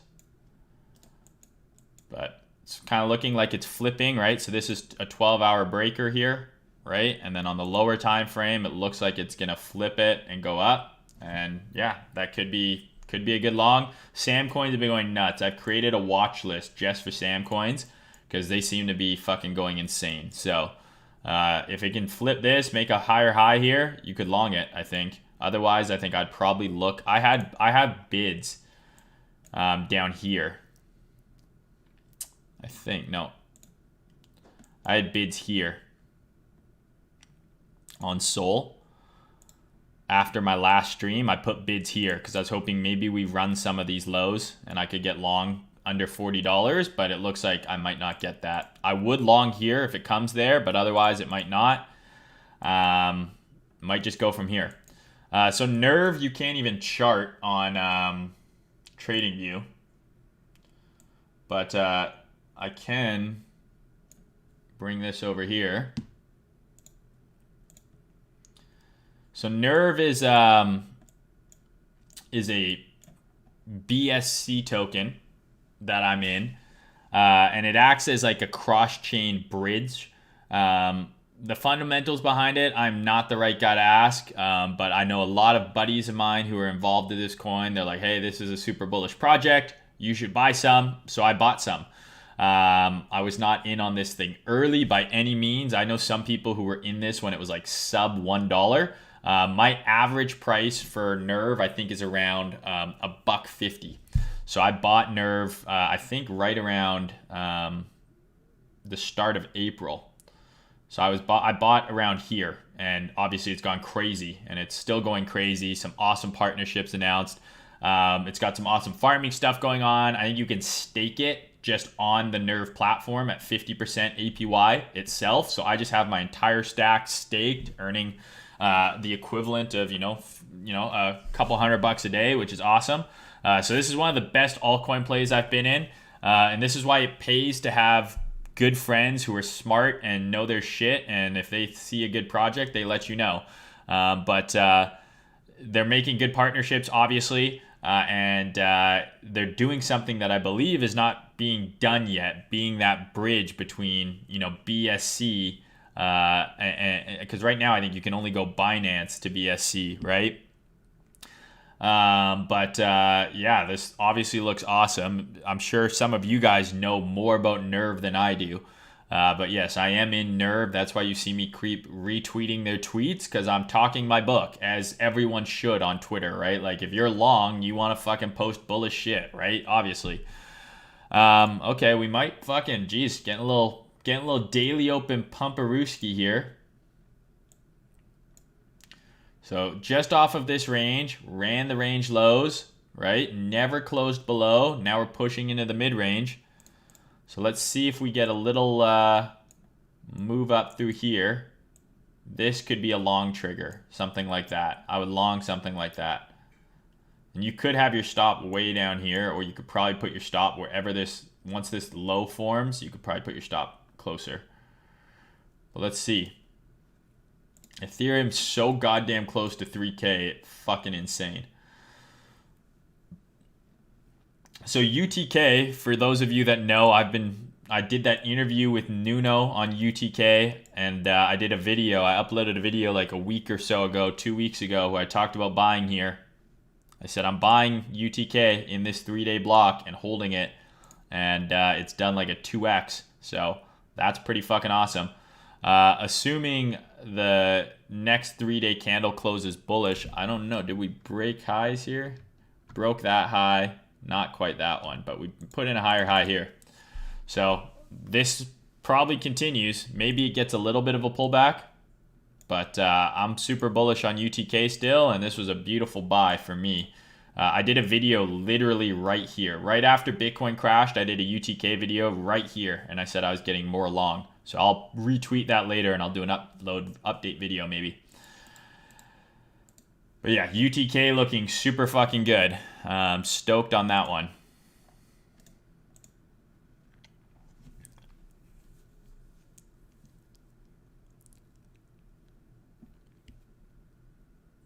You ever get your eyelid like twitches?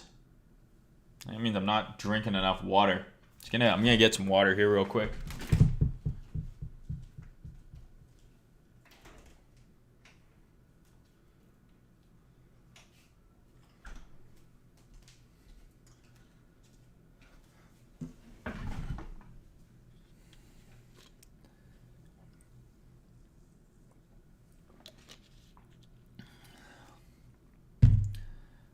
All right.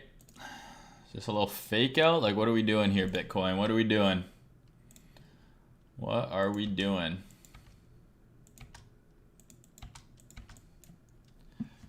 Okay.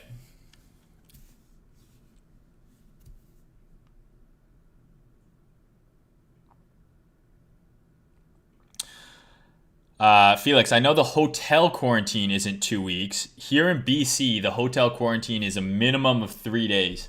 So you have to stay in the hotel for 3 days, even if you don't get the test results right away.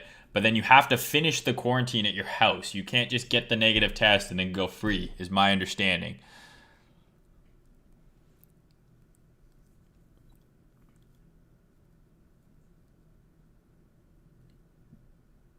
Wouldn't BCH have better upside versus LTC since they both moon together? I don't know about them both mooning together. Trade whatever one you want. What chart looks better, right? What chart has more room to move versus BTC? Right? So this has moved more than LTC has. So to me, LTC has more upside relative to Bitcoin.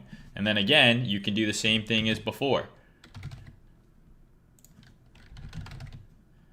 You can make a synthetic pair and you can determine yourself.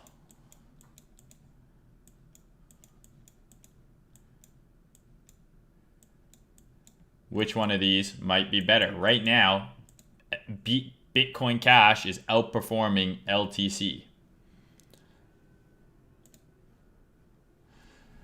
How do you allocate your main portfolio?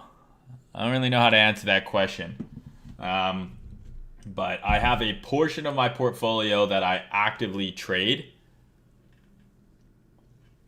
And that portfolio is generally denominated in either Tether, Bitcoin, or Ethereum. And then I'm actively trading to acquire any more of those three assets. And then I have spot holdings of Bitcoin, Ethereum, Litecoin, and things like Nerve and other fucking coins. I own a lot of Rune. Rune is something I'm super bullish on.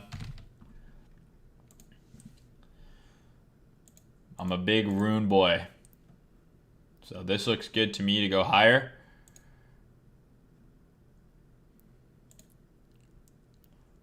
We have nice order block here. Would like to see Rune push up from here.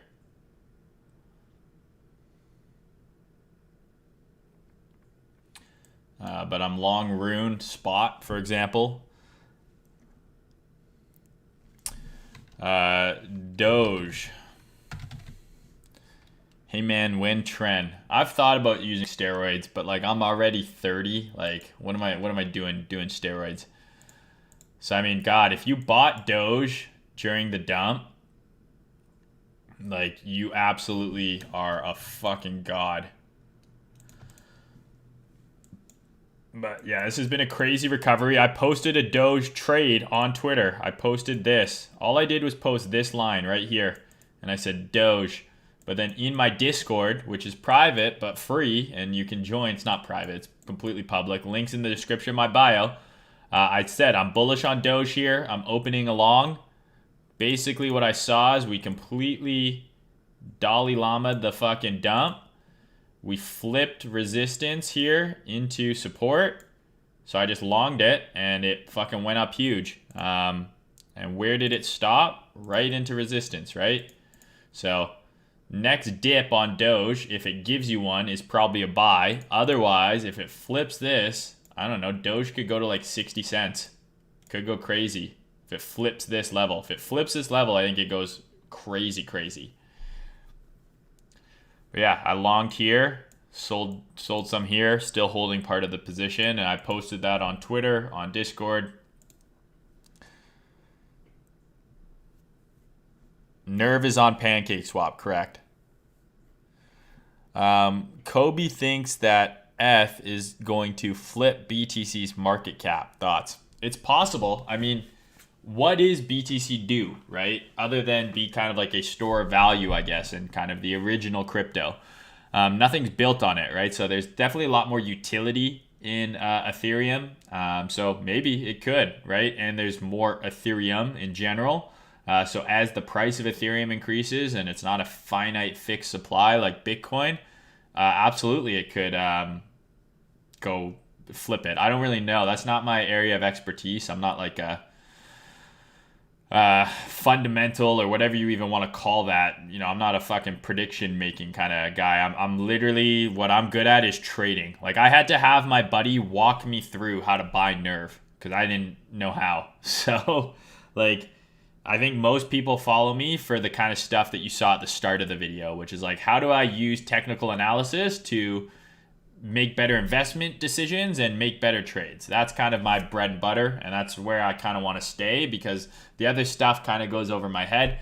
I'm going to try always to be continuously learning and expand my repertoire and my areas that I'm proficient in, but I don't claim to be an expert at any of that kind of other stuff. I'm way behind. I'm a boomer and that kind of stuff. So I definitely got to put in some work. But in terms of TA and trading, that's kind of where I'm my sweet spot. BTC hit your zone. I don't think it did. I don't think it did, bro. My zone is down here. Just move to Australia, man. There's too many things that can kill me in Australia. Thoughts on ADA? Sure.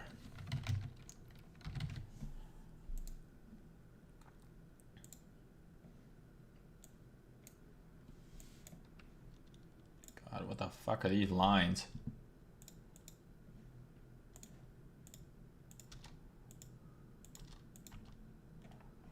Must be from over there.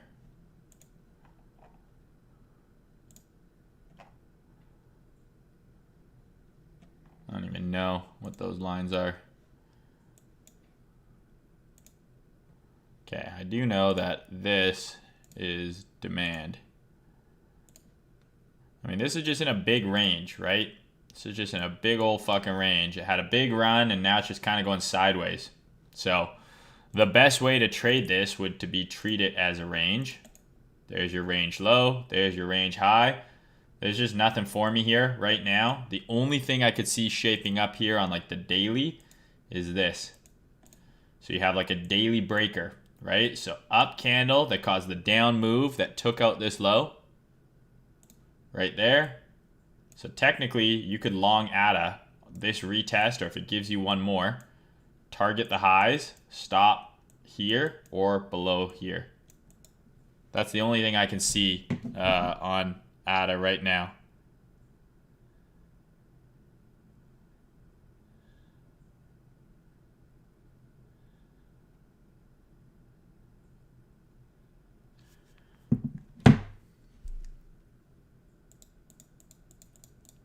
So daily breaker maybe playing out. That might be the catalyst. If the whole market breaks up, right? If Bitcoin goes to 60K and Ethereum cracks 3K, this will probably make a higher high.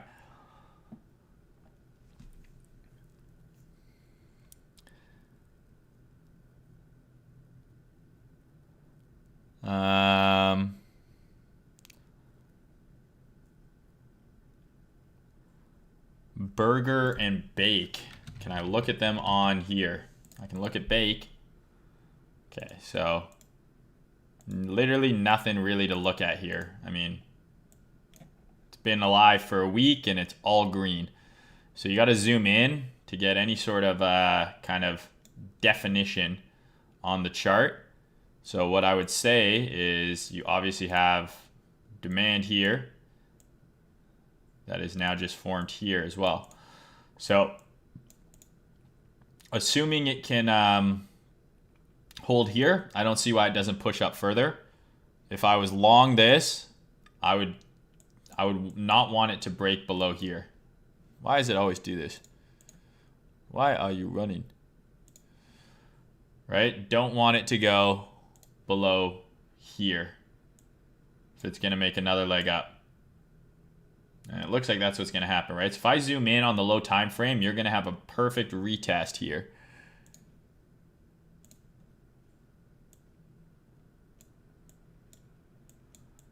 See how that works? So on the hourly, it looks like just a little wick, right? It looks like one candle, right? But on this, you can see you have the entire, this is the hourly order block here. Well, what do you have on the 5 minute? You have a 5 minute order block here. Breakout, retest. Next thing is going to happen is a leg up. Because it looks like Bitcoin wants to push higher. And it looks like Ethereum is probably going to push higher as well. So, looks pretty good to me. Pretty clear in validation there as well, right? You don't want price getting below. Don't want price below there. But this one candle looks like nothing on the hourly. And people are like, oh, because you might not enter this. On the hourly, this is your retest. Maybe it goes like this, sure, right? But sometimes the retest you get is the next candle. That's the retest of the order block. Order block is confirmed. There's your retest. This next candle could go like this. But if you zoom in, you get more definition like I showed you.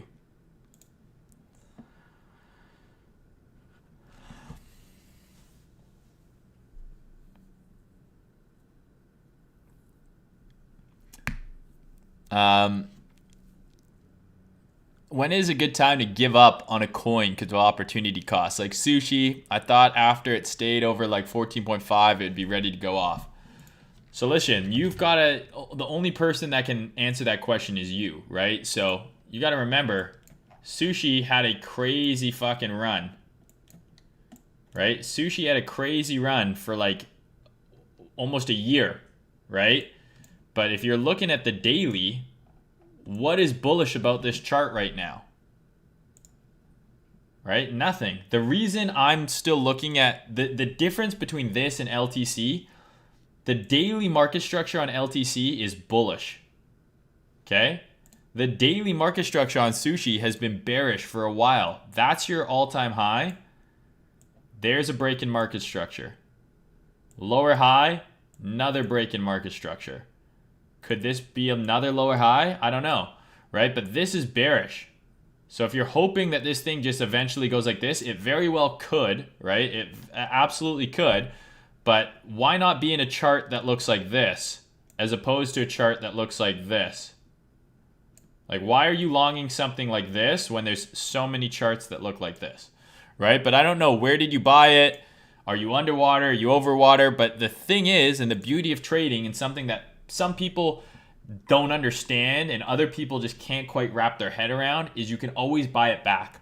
Let's say you sell sushi here and you go put your money somewhere else, and then sushi does this. Well, guess what? Come back, set some bids for a higher low. And then let's say it does this.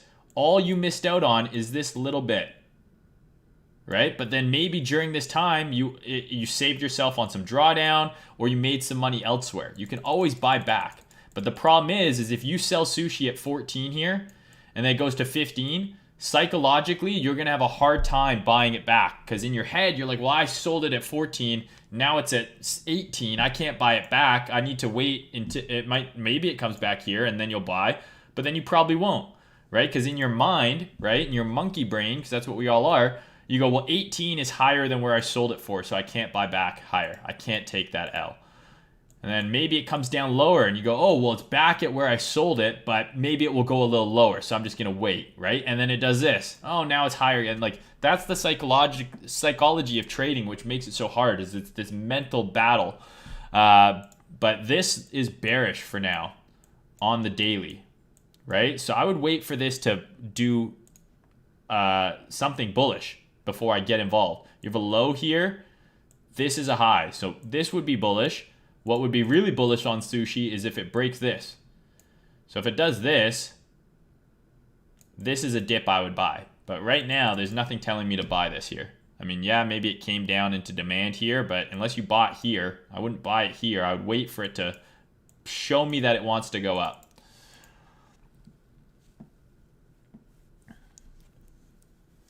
Discord link is in my Twitter bio. What do you mean I don't read the chat? I've been reading the chat for the last 20 minutes. Can you check audio? Sure, you've asked like 3 times. Yeah, this looks good. Long as it stays above there, I think it goes higher. Sorry, excuse me. That was rude. Yeah, as long as it stays above here, I think it goes higher. UTK up 5% already. Let's fucking go. I want Ethereum to hit 3K on stream, but we might be here all night.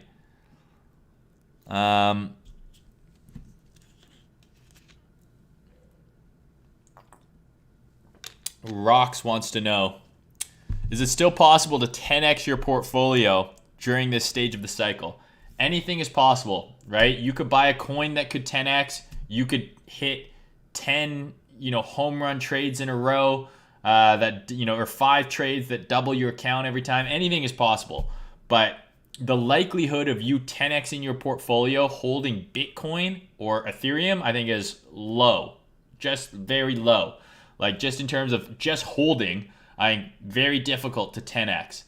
Could you 10x? Of course, there's shit that moves 5, 10, 15, 20% every few days. So, I mean, it's possible.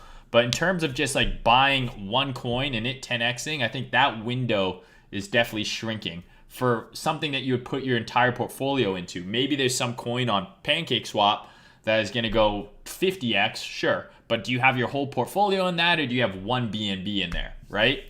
So 10x your entire portfolio, I think, regardless of where we are in the market cycle, is not easy to do outside of buying extremely early in the bull market and then just holding. It's very hard to actively 10x your portfolio. You've got to kind of know what you're doing. 10x is a lot.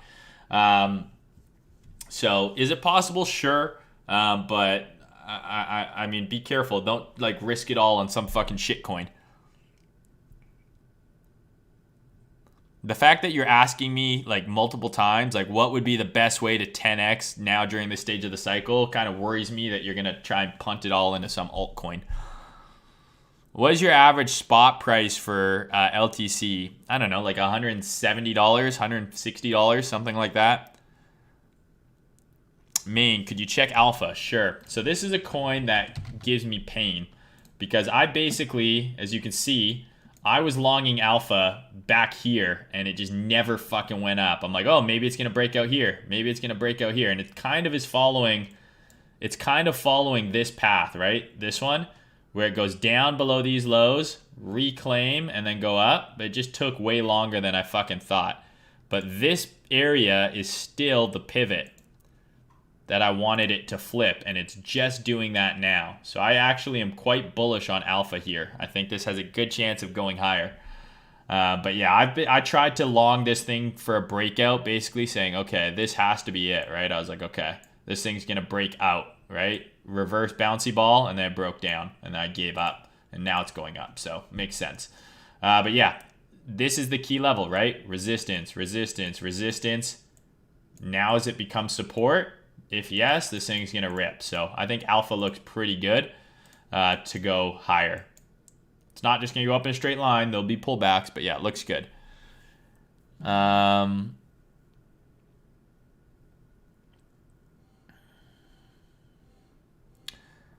OG. What's up? What do you think about the bearish Quasimodo on the 1 day? Definitely possible, right? And that's basically what I'm talking about, right? Is potentially happening here, right? Is we have a high, higher high, and then a lower low, and then the Quasimodo would be a lower high. Head and shoulders, whatever the fuck you want to call it. I call it bearish market structure. High, low, lower high. So it's definitely something I'm paying attention to.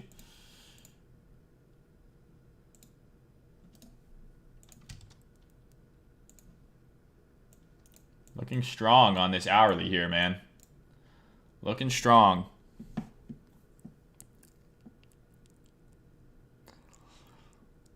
DM for free Discord, trying to keep member count manageable. No link on Twitter. I don't know where you're reading that. If I go to Twitter here, This has the link to my Discord in it. This link tree and one of these yachts also opens up my Discord. I don't remember which one, but one of these opens up my Discord. I don't remember which one, but it's absolutely in this link here.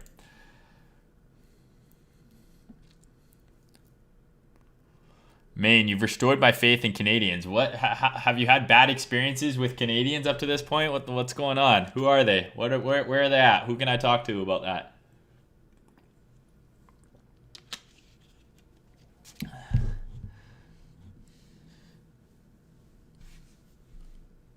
If you only had to actively focus on one coin to trade the 15-minute and 1 hour time frame, what would it be? Probably Ethereum. Maine, those comments about psychology of trading are really good. They're even more helpful that the chart with the chart analysis. Thanks. Eventually want to be better on this. It just takes time, man. It just takes time, right? Repetition. Seeing that. First step is acknowledging that you're thinking it, right? Because what happens first is it's subconscious. You don't even realize it, but you're like, oh, I sold my Bitcoin at 50. It's now at 60. I can't buy back. That's the first step, is being like, well, why am I thinking that? Once you become aware of it, then you need to actively train yourself to, when you start thinking those thoughts, to try and remove the emotion and think objectively. Is there a trade here? If yes, fucking take it.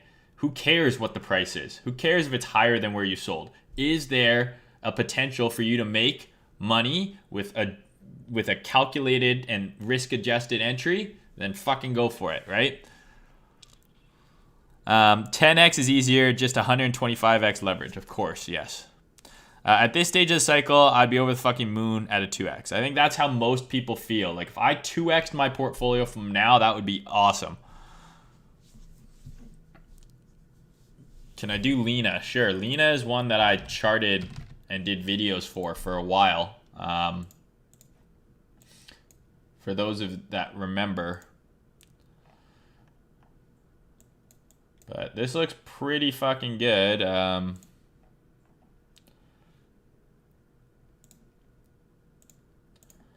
I'd be looking to long any sort of dip into here if I got it.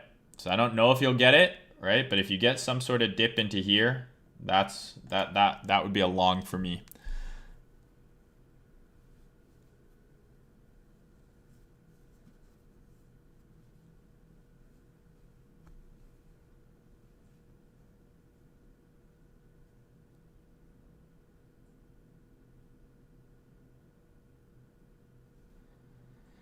I mean, I don't know if you're saying my advice is bad, but I don't consider it like roulette at all, because you don't have an edge in roulette. Hello, mate. What about TRX? Sure.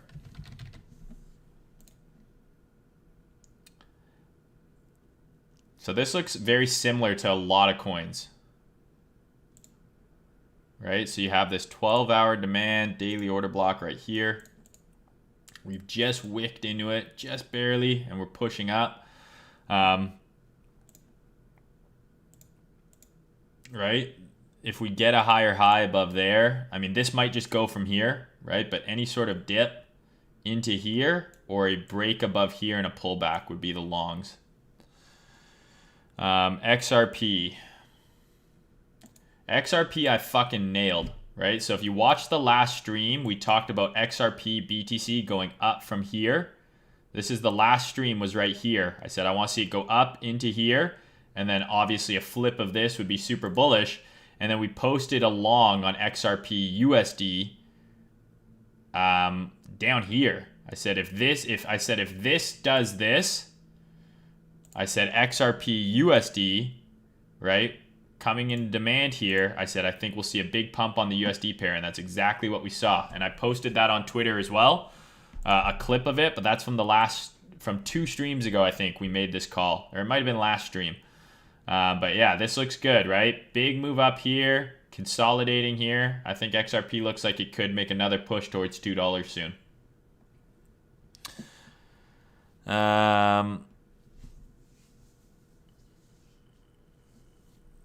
Did you check NFT token sales like Bored Ape? I think they sold all their tokens in one day, which is 800F. NFTs trading at open seas with 2 to 3x. I don't really know much about that kind of shit. I bought some of those ape only ones and I got ugly ones, so I'm kind of scarred.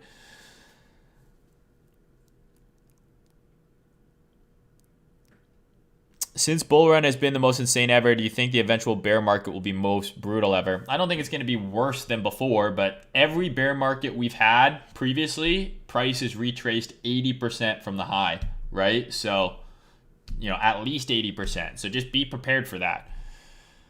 Right? Because this bull run, everyone's like, this is the craziest bull run ever. Actually, from a logarithmic point of view, you know, no, right? There's actually the law of diminishing returns here, right? So while this might feel like the craziest bull run ever, this move, right? Or like here, this is your first bull run, right? This is your second bull run. Or no, it went to here.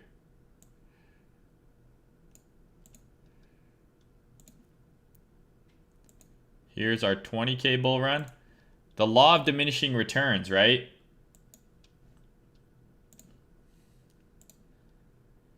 So they're getting less because the value of the asset, that's what I just talked about, right? Like if Bitcoin goes to 100K, it's only a 2x from here, right? But Bitcoin going from 1,000 to 20,000 is a way bigger gain than 3,000 to 60,000. So while this might seem like the craziest bull run ever, in actuality, the percent gains that we're going to see from future bull runs, it's logarithmic, and it's the peaks are actually going to get lower and lower.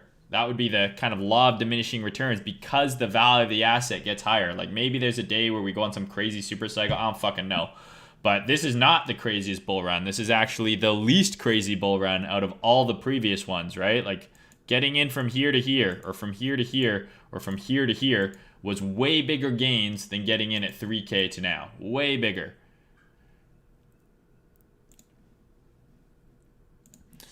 Oh,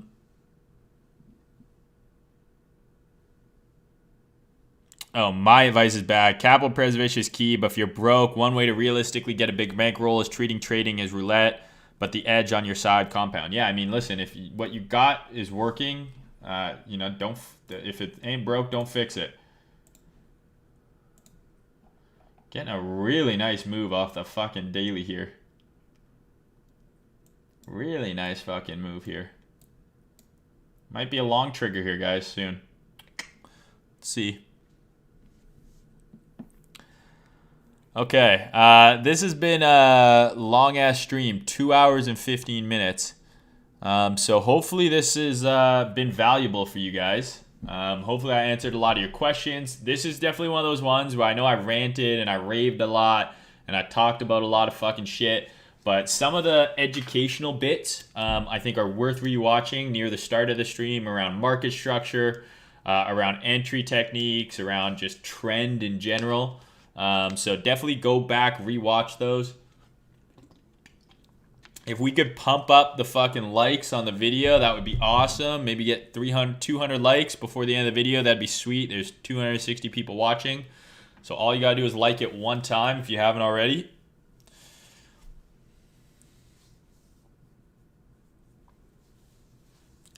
But yeah, hopefully that was valuable, guys. We covered a lot of ground in this one. Ethereum is so fucking close to 3K. I was hoping it would hit it on stream here. We could have a little party. I'd take a shot, but it's not happening. Awesome. This guy wants me to look at Xenon. He says one more Xenon. All right. It's not even on here. ZNN. If it can't be done on TradingView, I'm not going to chart it, my man. Sorry. Cool. I'm glad you guys liked it. This was a lot of fun. I love fucking showing people like this kind of stuff. Like this is what gets me fucking hyped, is doing like educational streams. I got to find a way to to be more organized because I really want to grow my YouTube channel. Like, I think it'd be really cool if I had like a whole, library of videos about technical analysis, about trading psychology, risk management. I think I could do very well at it. I'm just fucking lazy, and I have ADHD, and so I start 1,000 different projects and I don't finish any of them. So it's something I would love to do. I would love to. What I need is someone to kind of help direct me, and like, I'm the fucking motor. I'm a good motor, right? You tell me, you're like, hey, do exactly this, I'll do it. But I suck at kind of the planning and organizational part of this kind of shit, which is shitty. But yeah, okay, guys. Cool. All right, I'm gonna do. I'll do Ray and XXP here. So Radium.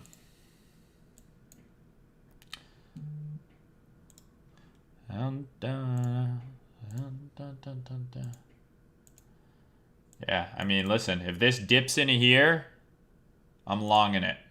If it dips into here, I'm longing it, just like it did here. 12-hour order block, came in, moved away. Exact same shit thing here.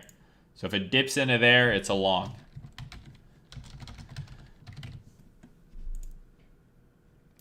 Exact same setup here. Right? Dips into this. I think it's a long for higher prices. Just go up $10 fucking dollars.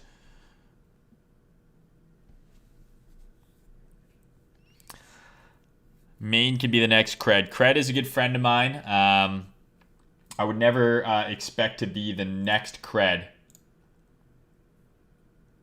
I would never expect to be the next Cred. I'm not smart enough. I'm not articulate enough. That guy's a legend. Cred is a legend. The Shire Crier, hire me. I don't know, bro. What kind of experience do you have that would be valuable? Thanks for tuning in, Dr. J. Cred does stuff all the time with the Duck. Yeah, they've got a little tag team duo going on. They're both homies. Maine needs a manager. I need like someone to help me fucking organize my content so I can just be the person who does the actual streaming or the videos and recording. But I just need help. Like, I've been working on this video for Rune for like a month because I'm fucking just... I get so distracted. It's awful. Need more Adderall. Yeah, it's so close to 3K. Cred Duck trifecta. Cred Duck Main trifecta. I've done videos with Cred before, but Duck unfortunately was not able to attend that video that I did. I just covered XXP, bro. I just did. Long the dip. Long the dip. Like, I'd like to stay on stream till Ethereum hits 3K, but I just don't see it happening while I'm sitting here, if I'm being honest. Still got another... Hold on here.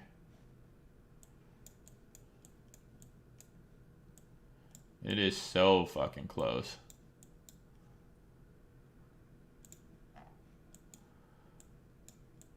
Should I just market buy right now? See if I can trigger the breakout. Less than 0.5% away.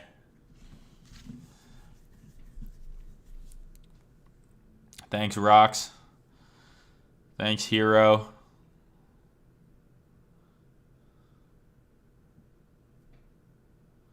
Sure, man. Shoot me a DM. Coleman, ST Coleman, shoot me a DM. Come on, fucking just go up. Go to 3K, you piece of shit.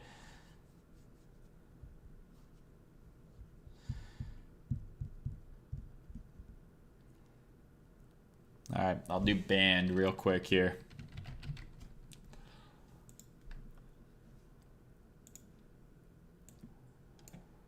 I lost a lot of money on band once, and I've never traded it since. So whatever this idea was, right? Came below here, went up, flipped this to there. So that worked, but obviously Who fucking knows?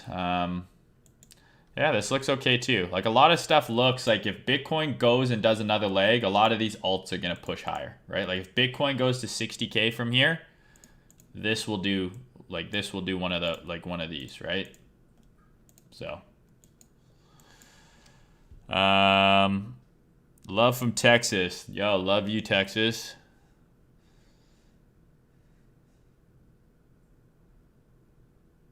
This guy says, how dare you call her a piece of shit? Oh, he's talking about Ethereum. No balls you won't. If I market long Ethereum right now, I'm confident it will go down. You boarded a kicking horse. Did so years ago. I have snowboarded kicking horse before. It's an incredible mountain.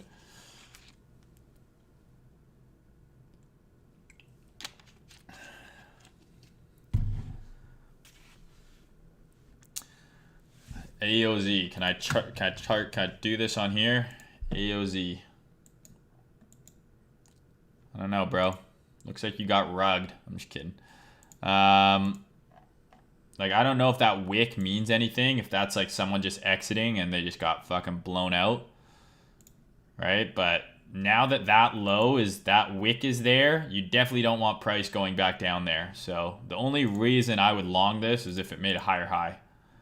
So until then, I wouldn't touch it. You could treat this like a range, right? So you could long the range low, target the range high with your stop here or something like that. But this is on Uniswap, so you can't even use a stop. But I would not get in this until it flips this, personally. Because this looks like a pre-sale, right, token, or like one that had a pre-sale, and it looks like it's just been basically every time people get tokens, it's just been sold off. But the one thing you could look at that is bullish, right, is this is quite a steep decline. Now it's flattened out, right? So if you look at it, if it was going like this, that's bad, right? But it's gone like this, and now the selling has slowed down. So instead of lower lows, lower lows, lower lows, you now have kind of equal lows here. So the selling is getting weaker. Now it's forming a range, right? So now you want it to break out of the range, and then it has a whole bunch of highs that it can go after. But I wouldn't personally touch this until it does one of those.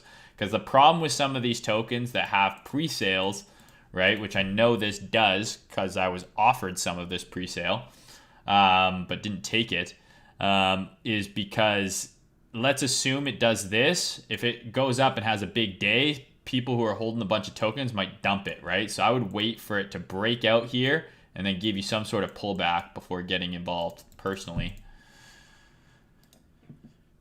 It's not at 3K yet. It's not there.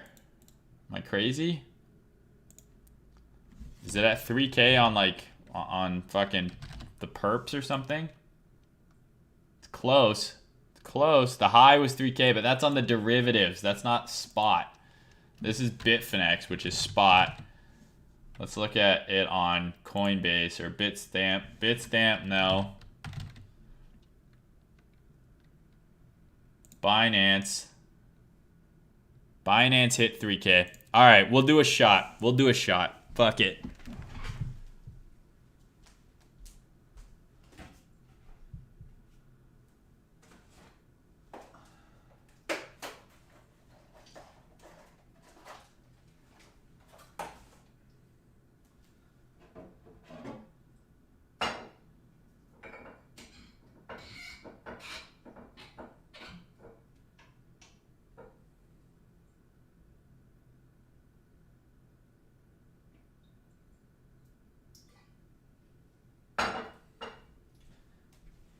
All right, boys. We're doing a shot for ETH. All I got, I don't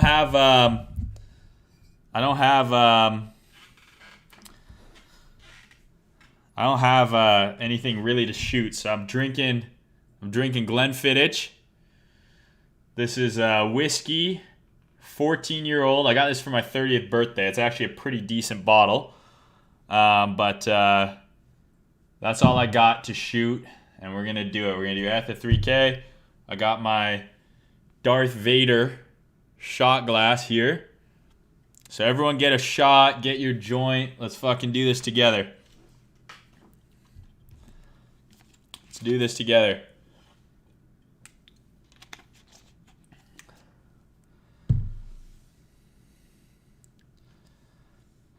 All right. Here's the 3K Ethereum. Here's the Ethereum and Chill. Okay, Ethereum and Chill. I've been doing these videos every fucking Sunday since August. So it's August, September, October, November, December, January, February, March, April. That's 9 fucking months. 4 fucking Sundays a month. Right? That's a lot of fucking videos. It's a lot of fucking videos. 36 fucking, I've done 36 of these fucking things. So I appreciate all of you guys watching these. It means the world to me. I have so much fun doing these. And we called the fucking bottom on FBTC, boys. You go watch Ethereum and Chill from back in August. Way the fuck back here. Here, we called this move and said this is going to be the bottom. And then we called this move on ETH Chill. So we've done it together. Hopefully everyone is making money with me and enjoying these and learning and having fun too. And I hope you keep tuning in because I'm going to keep putting out the content. So clink, clink. Cheers to you, boys.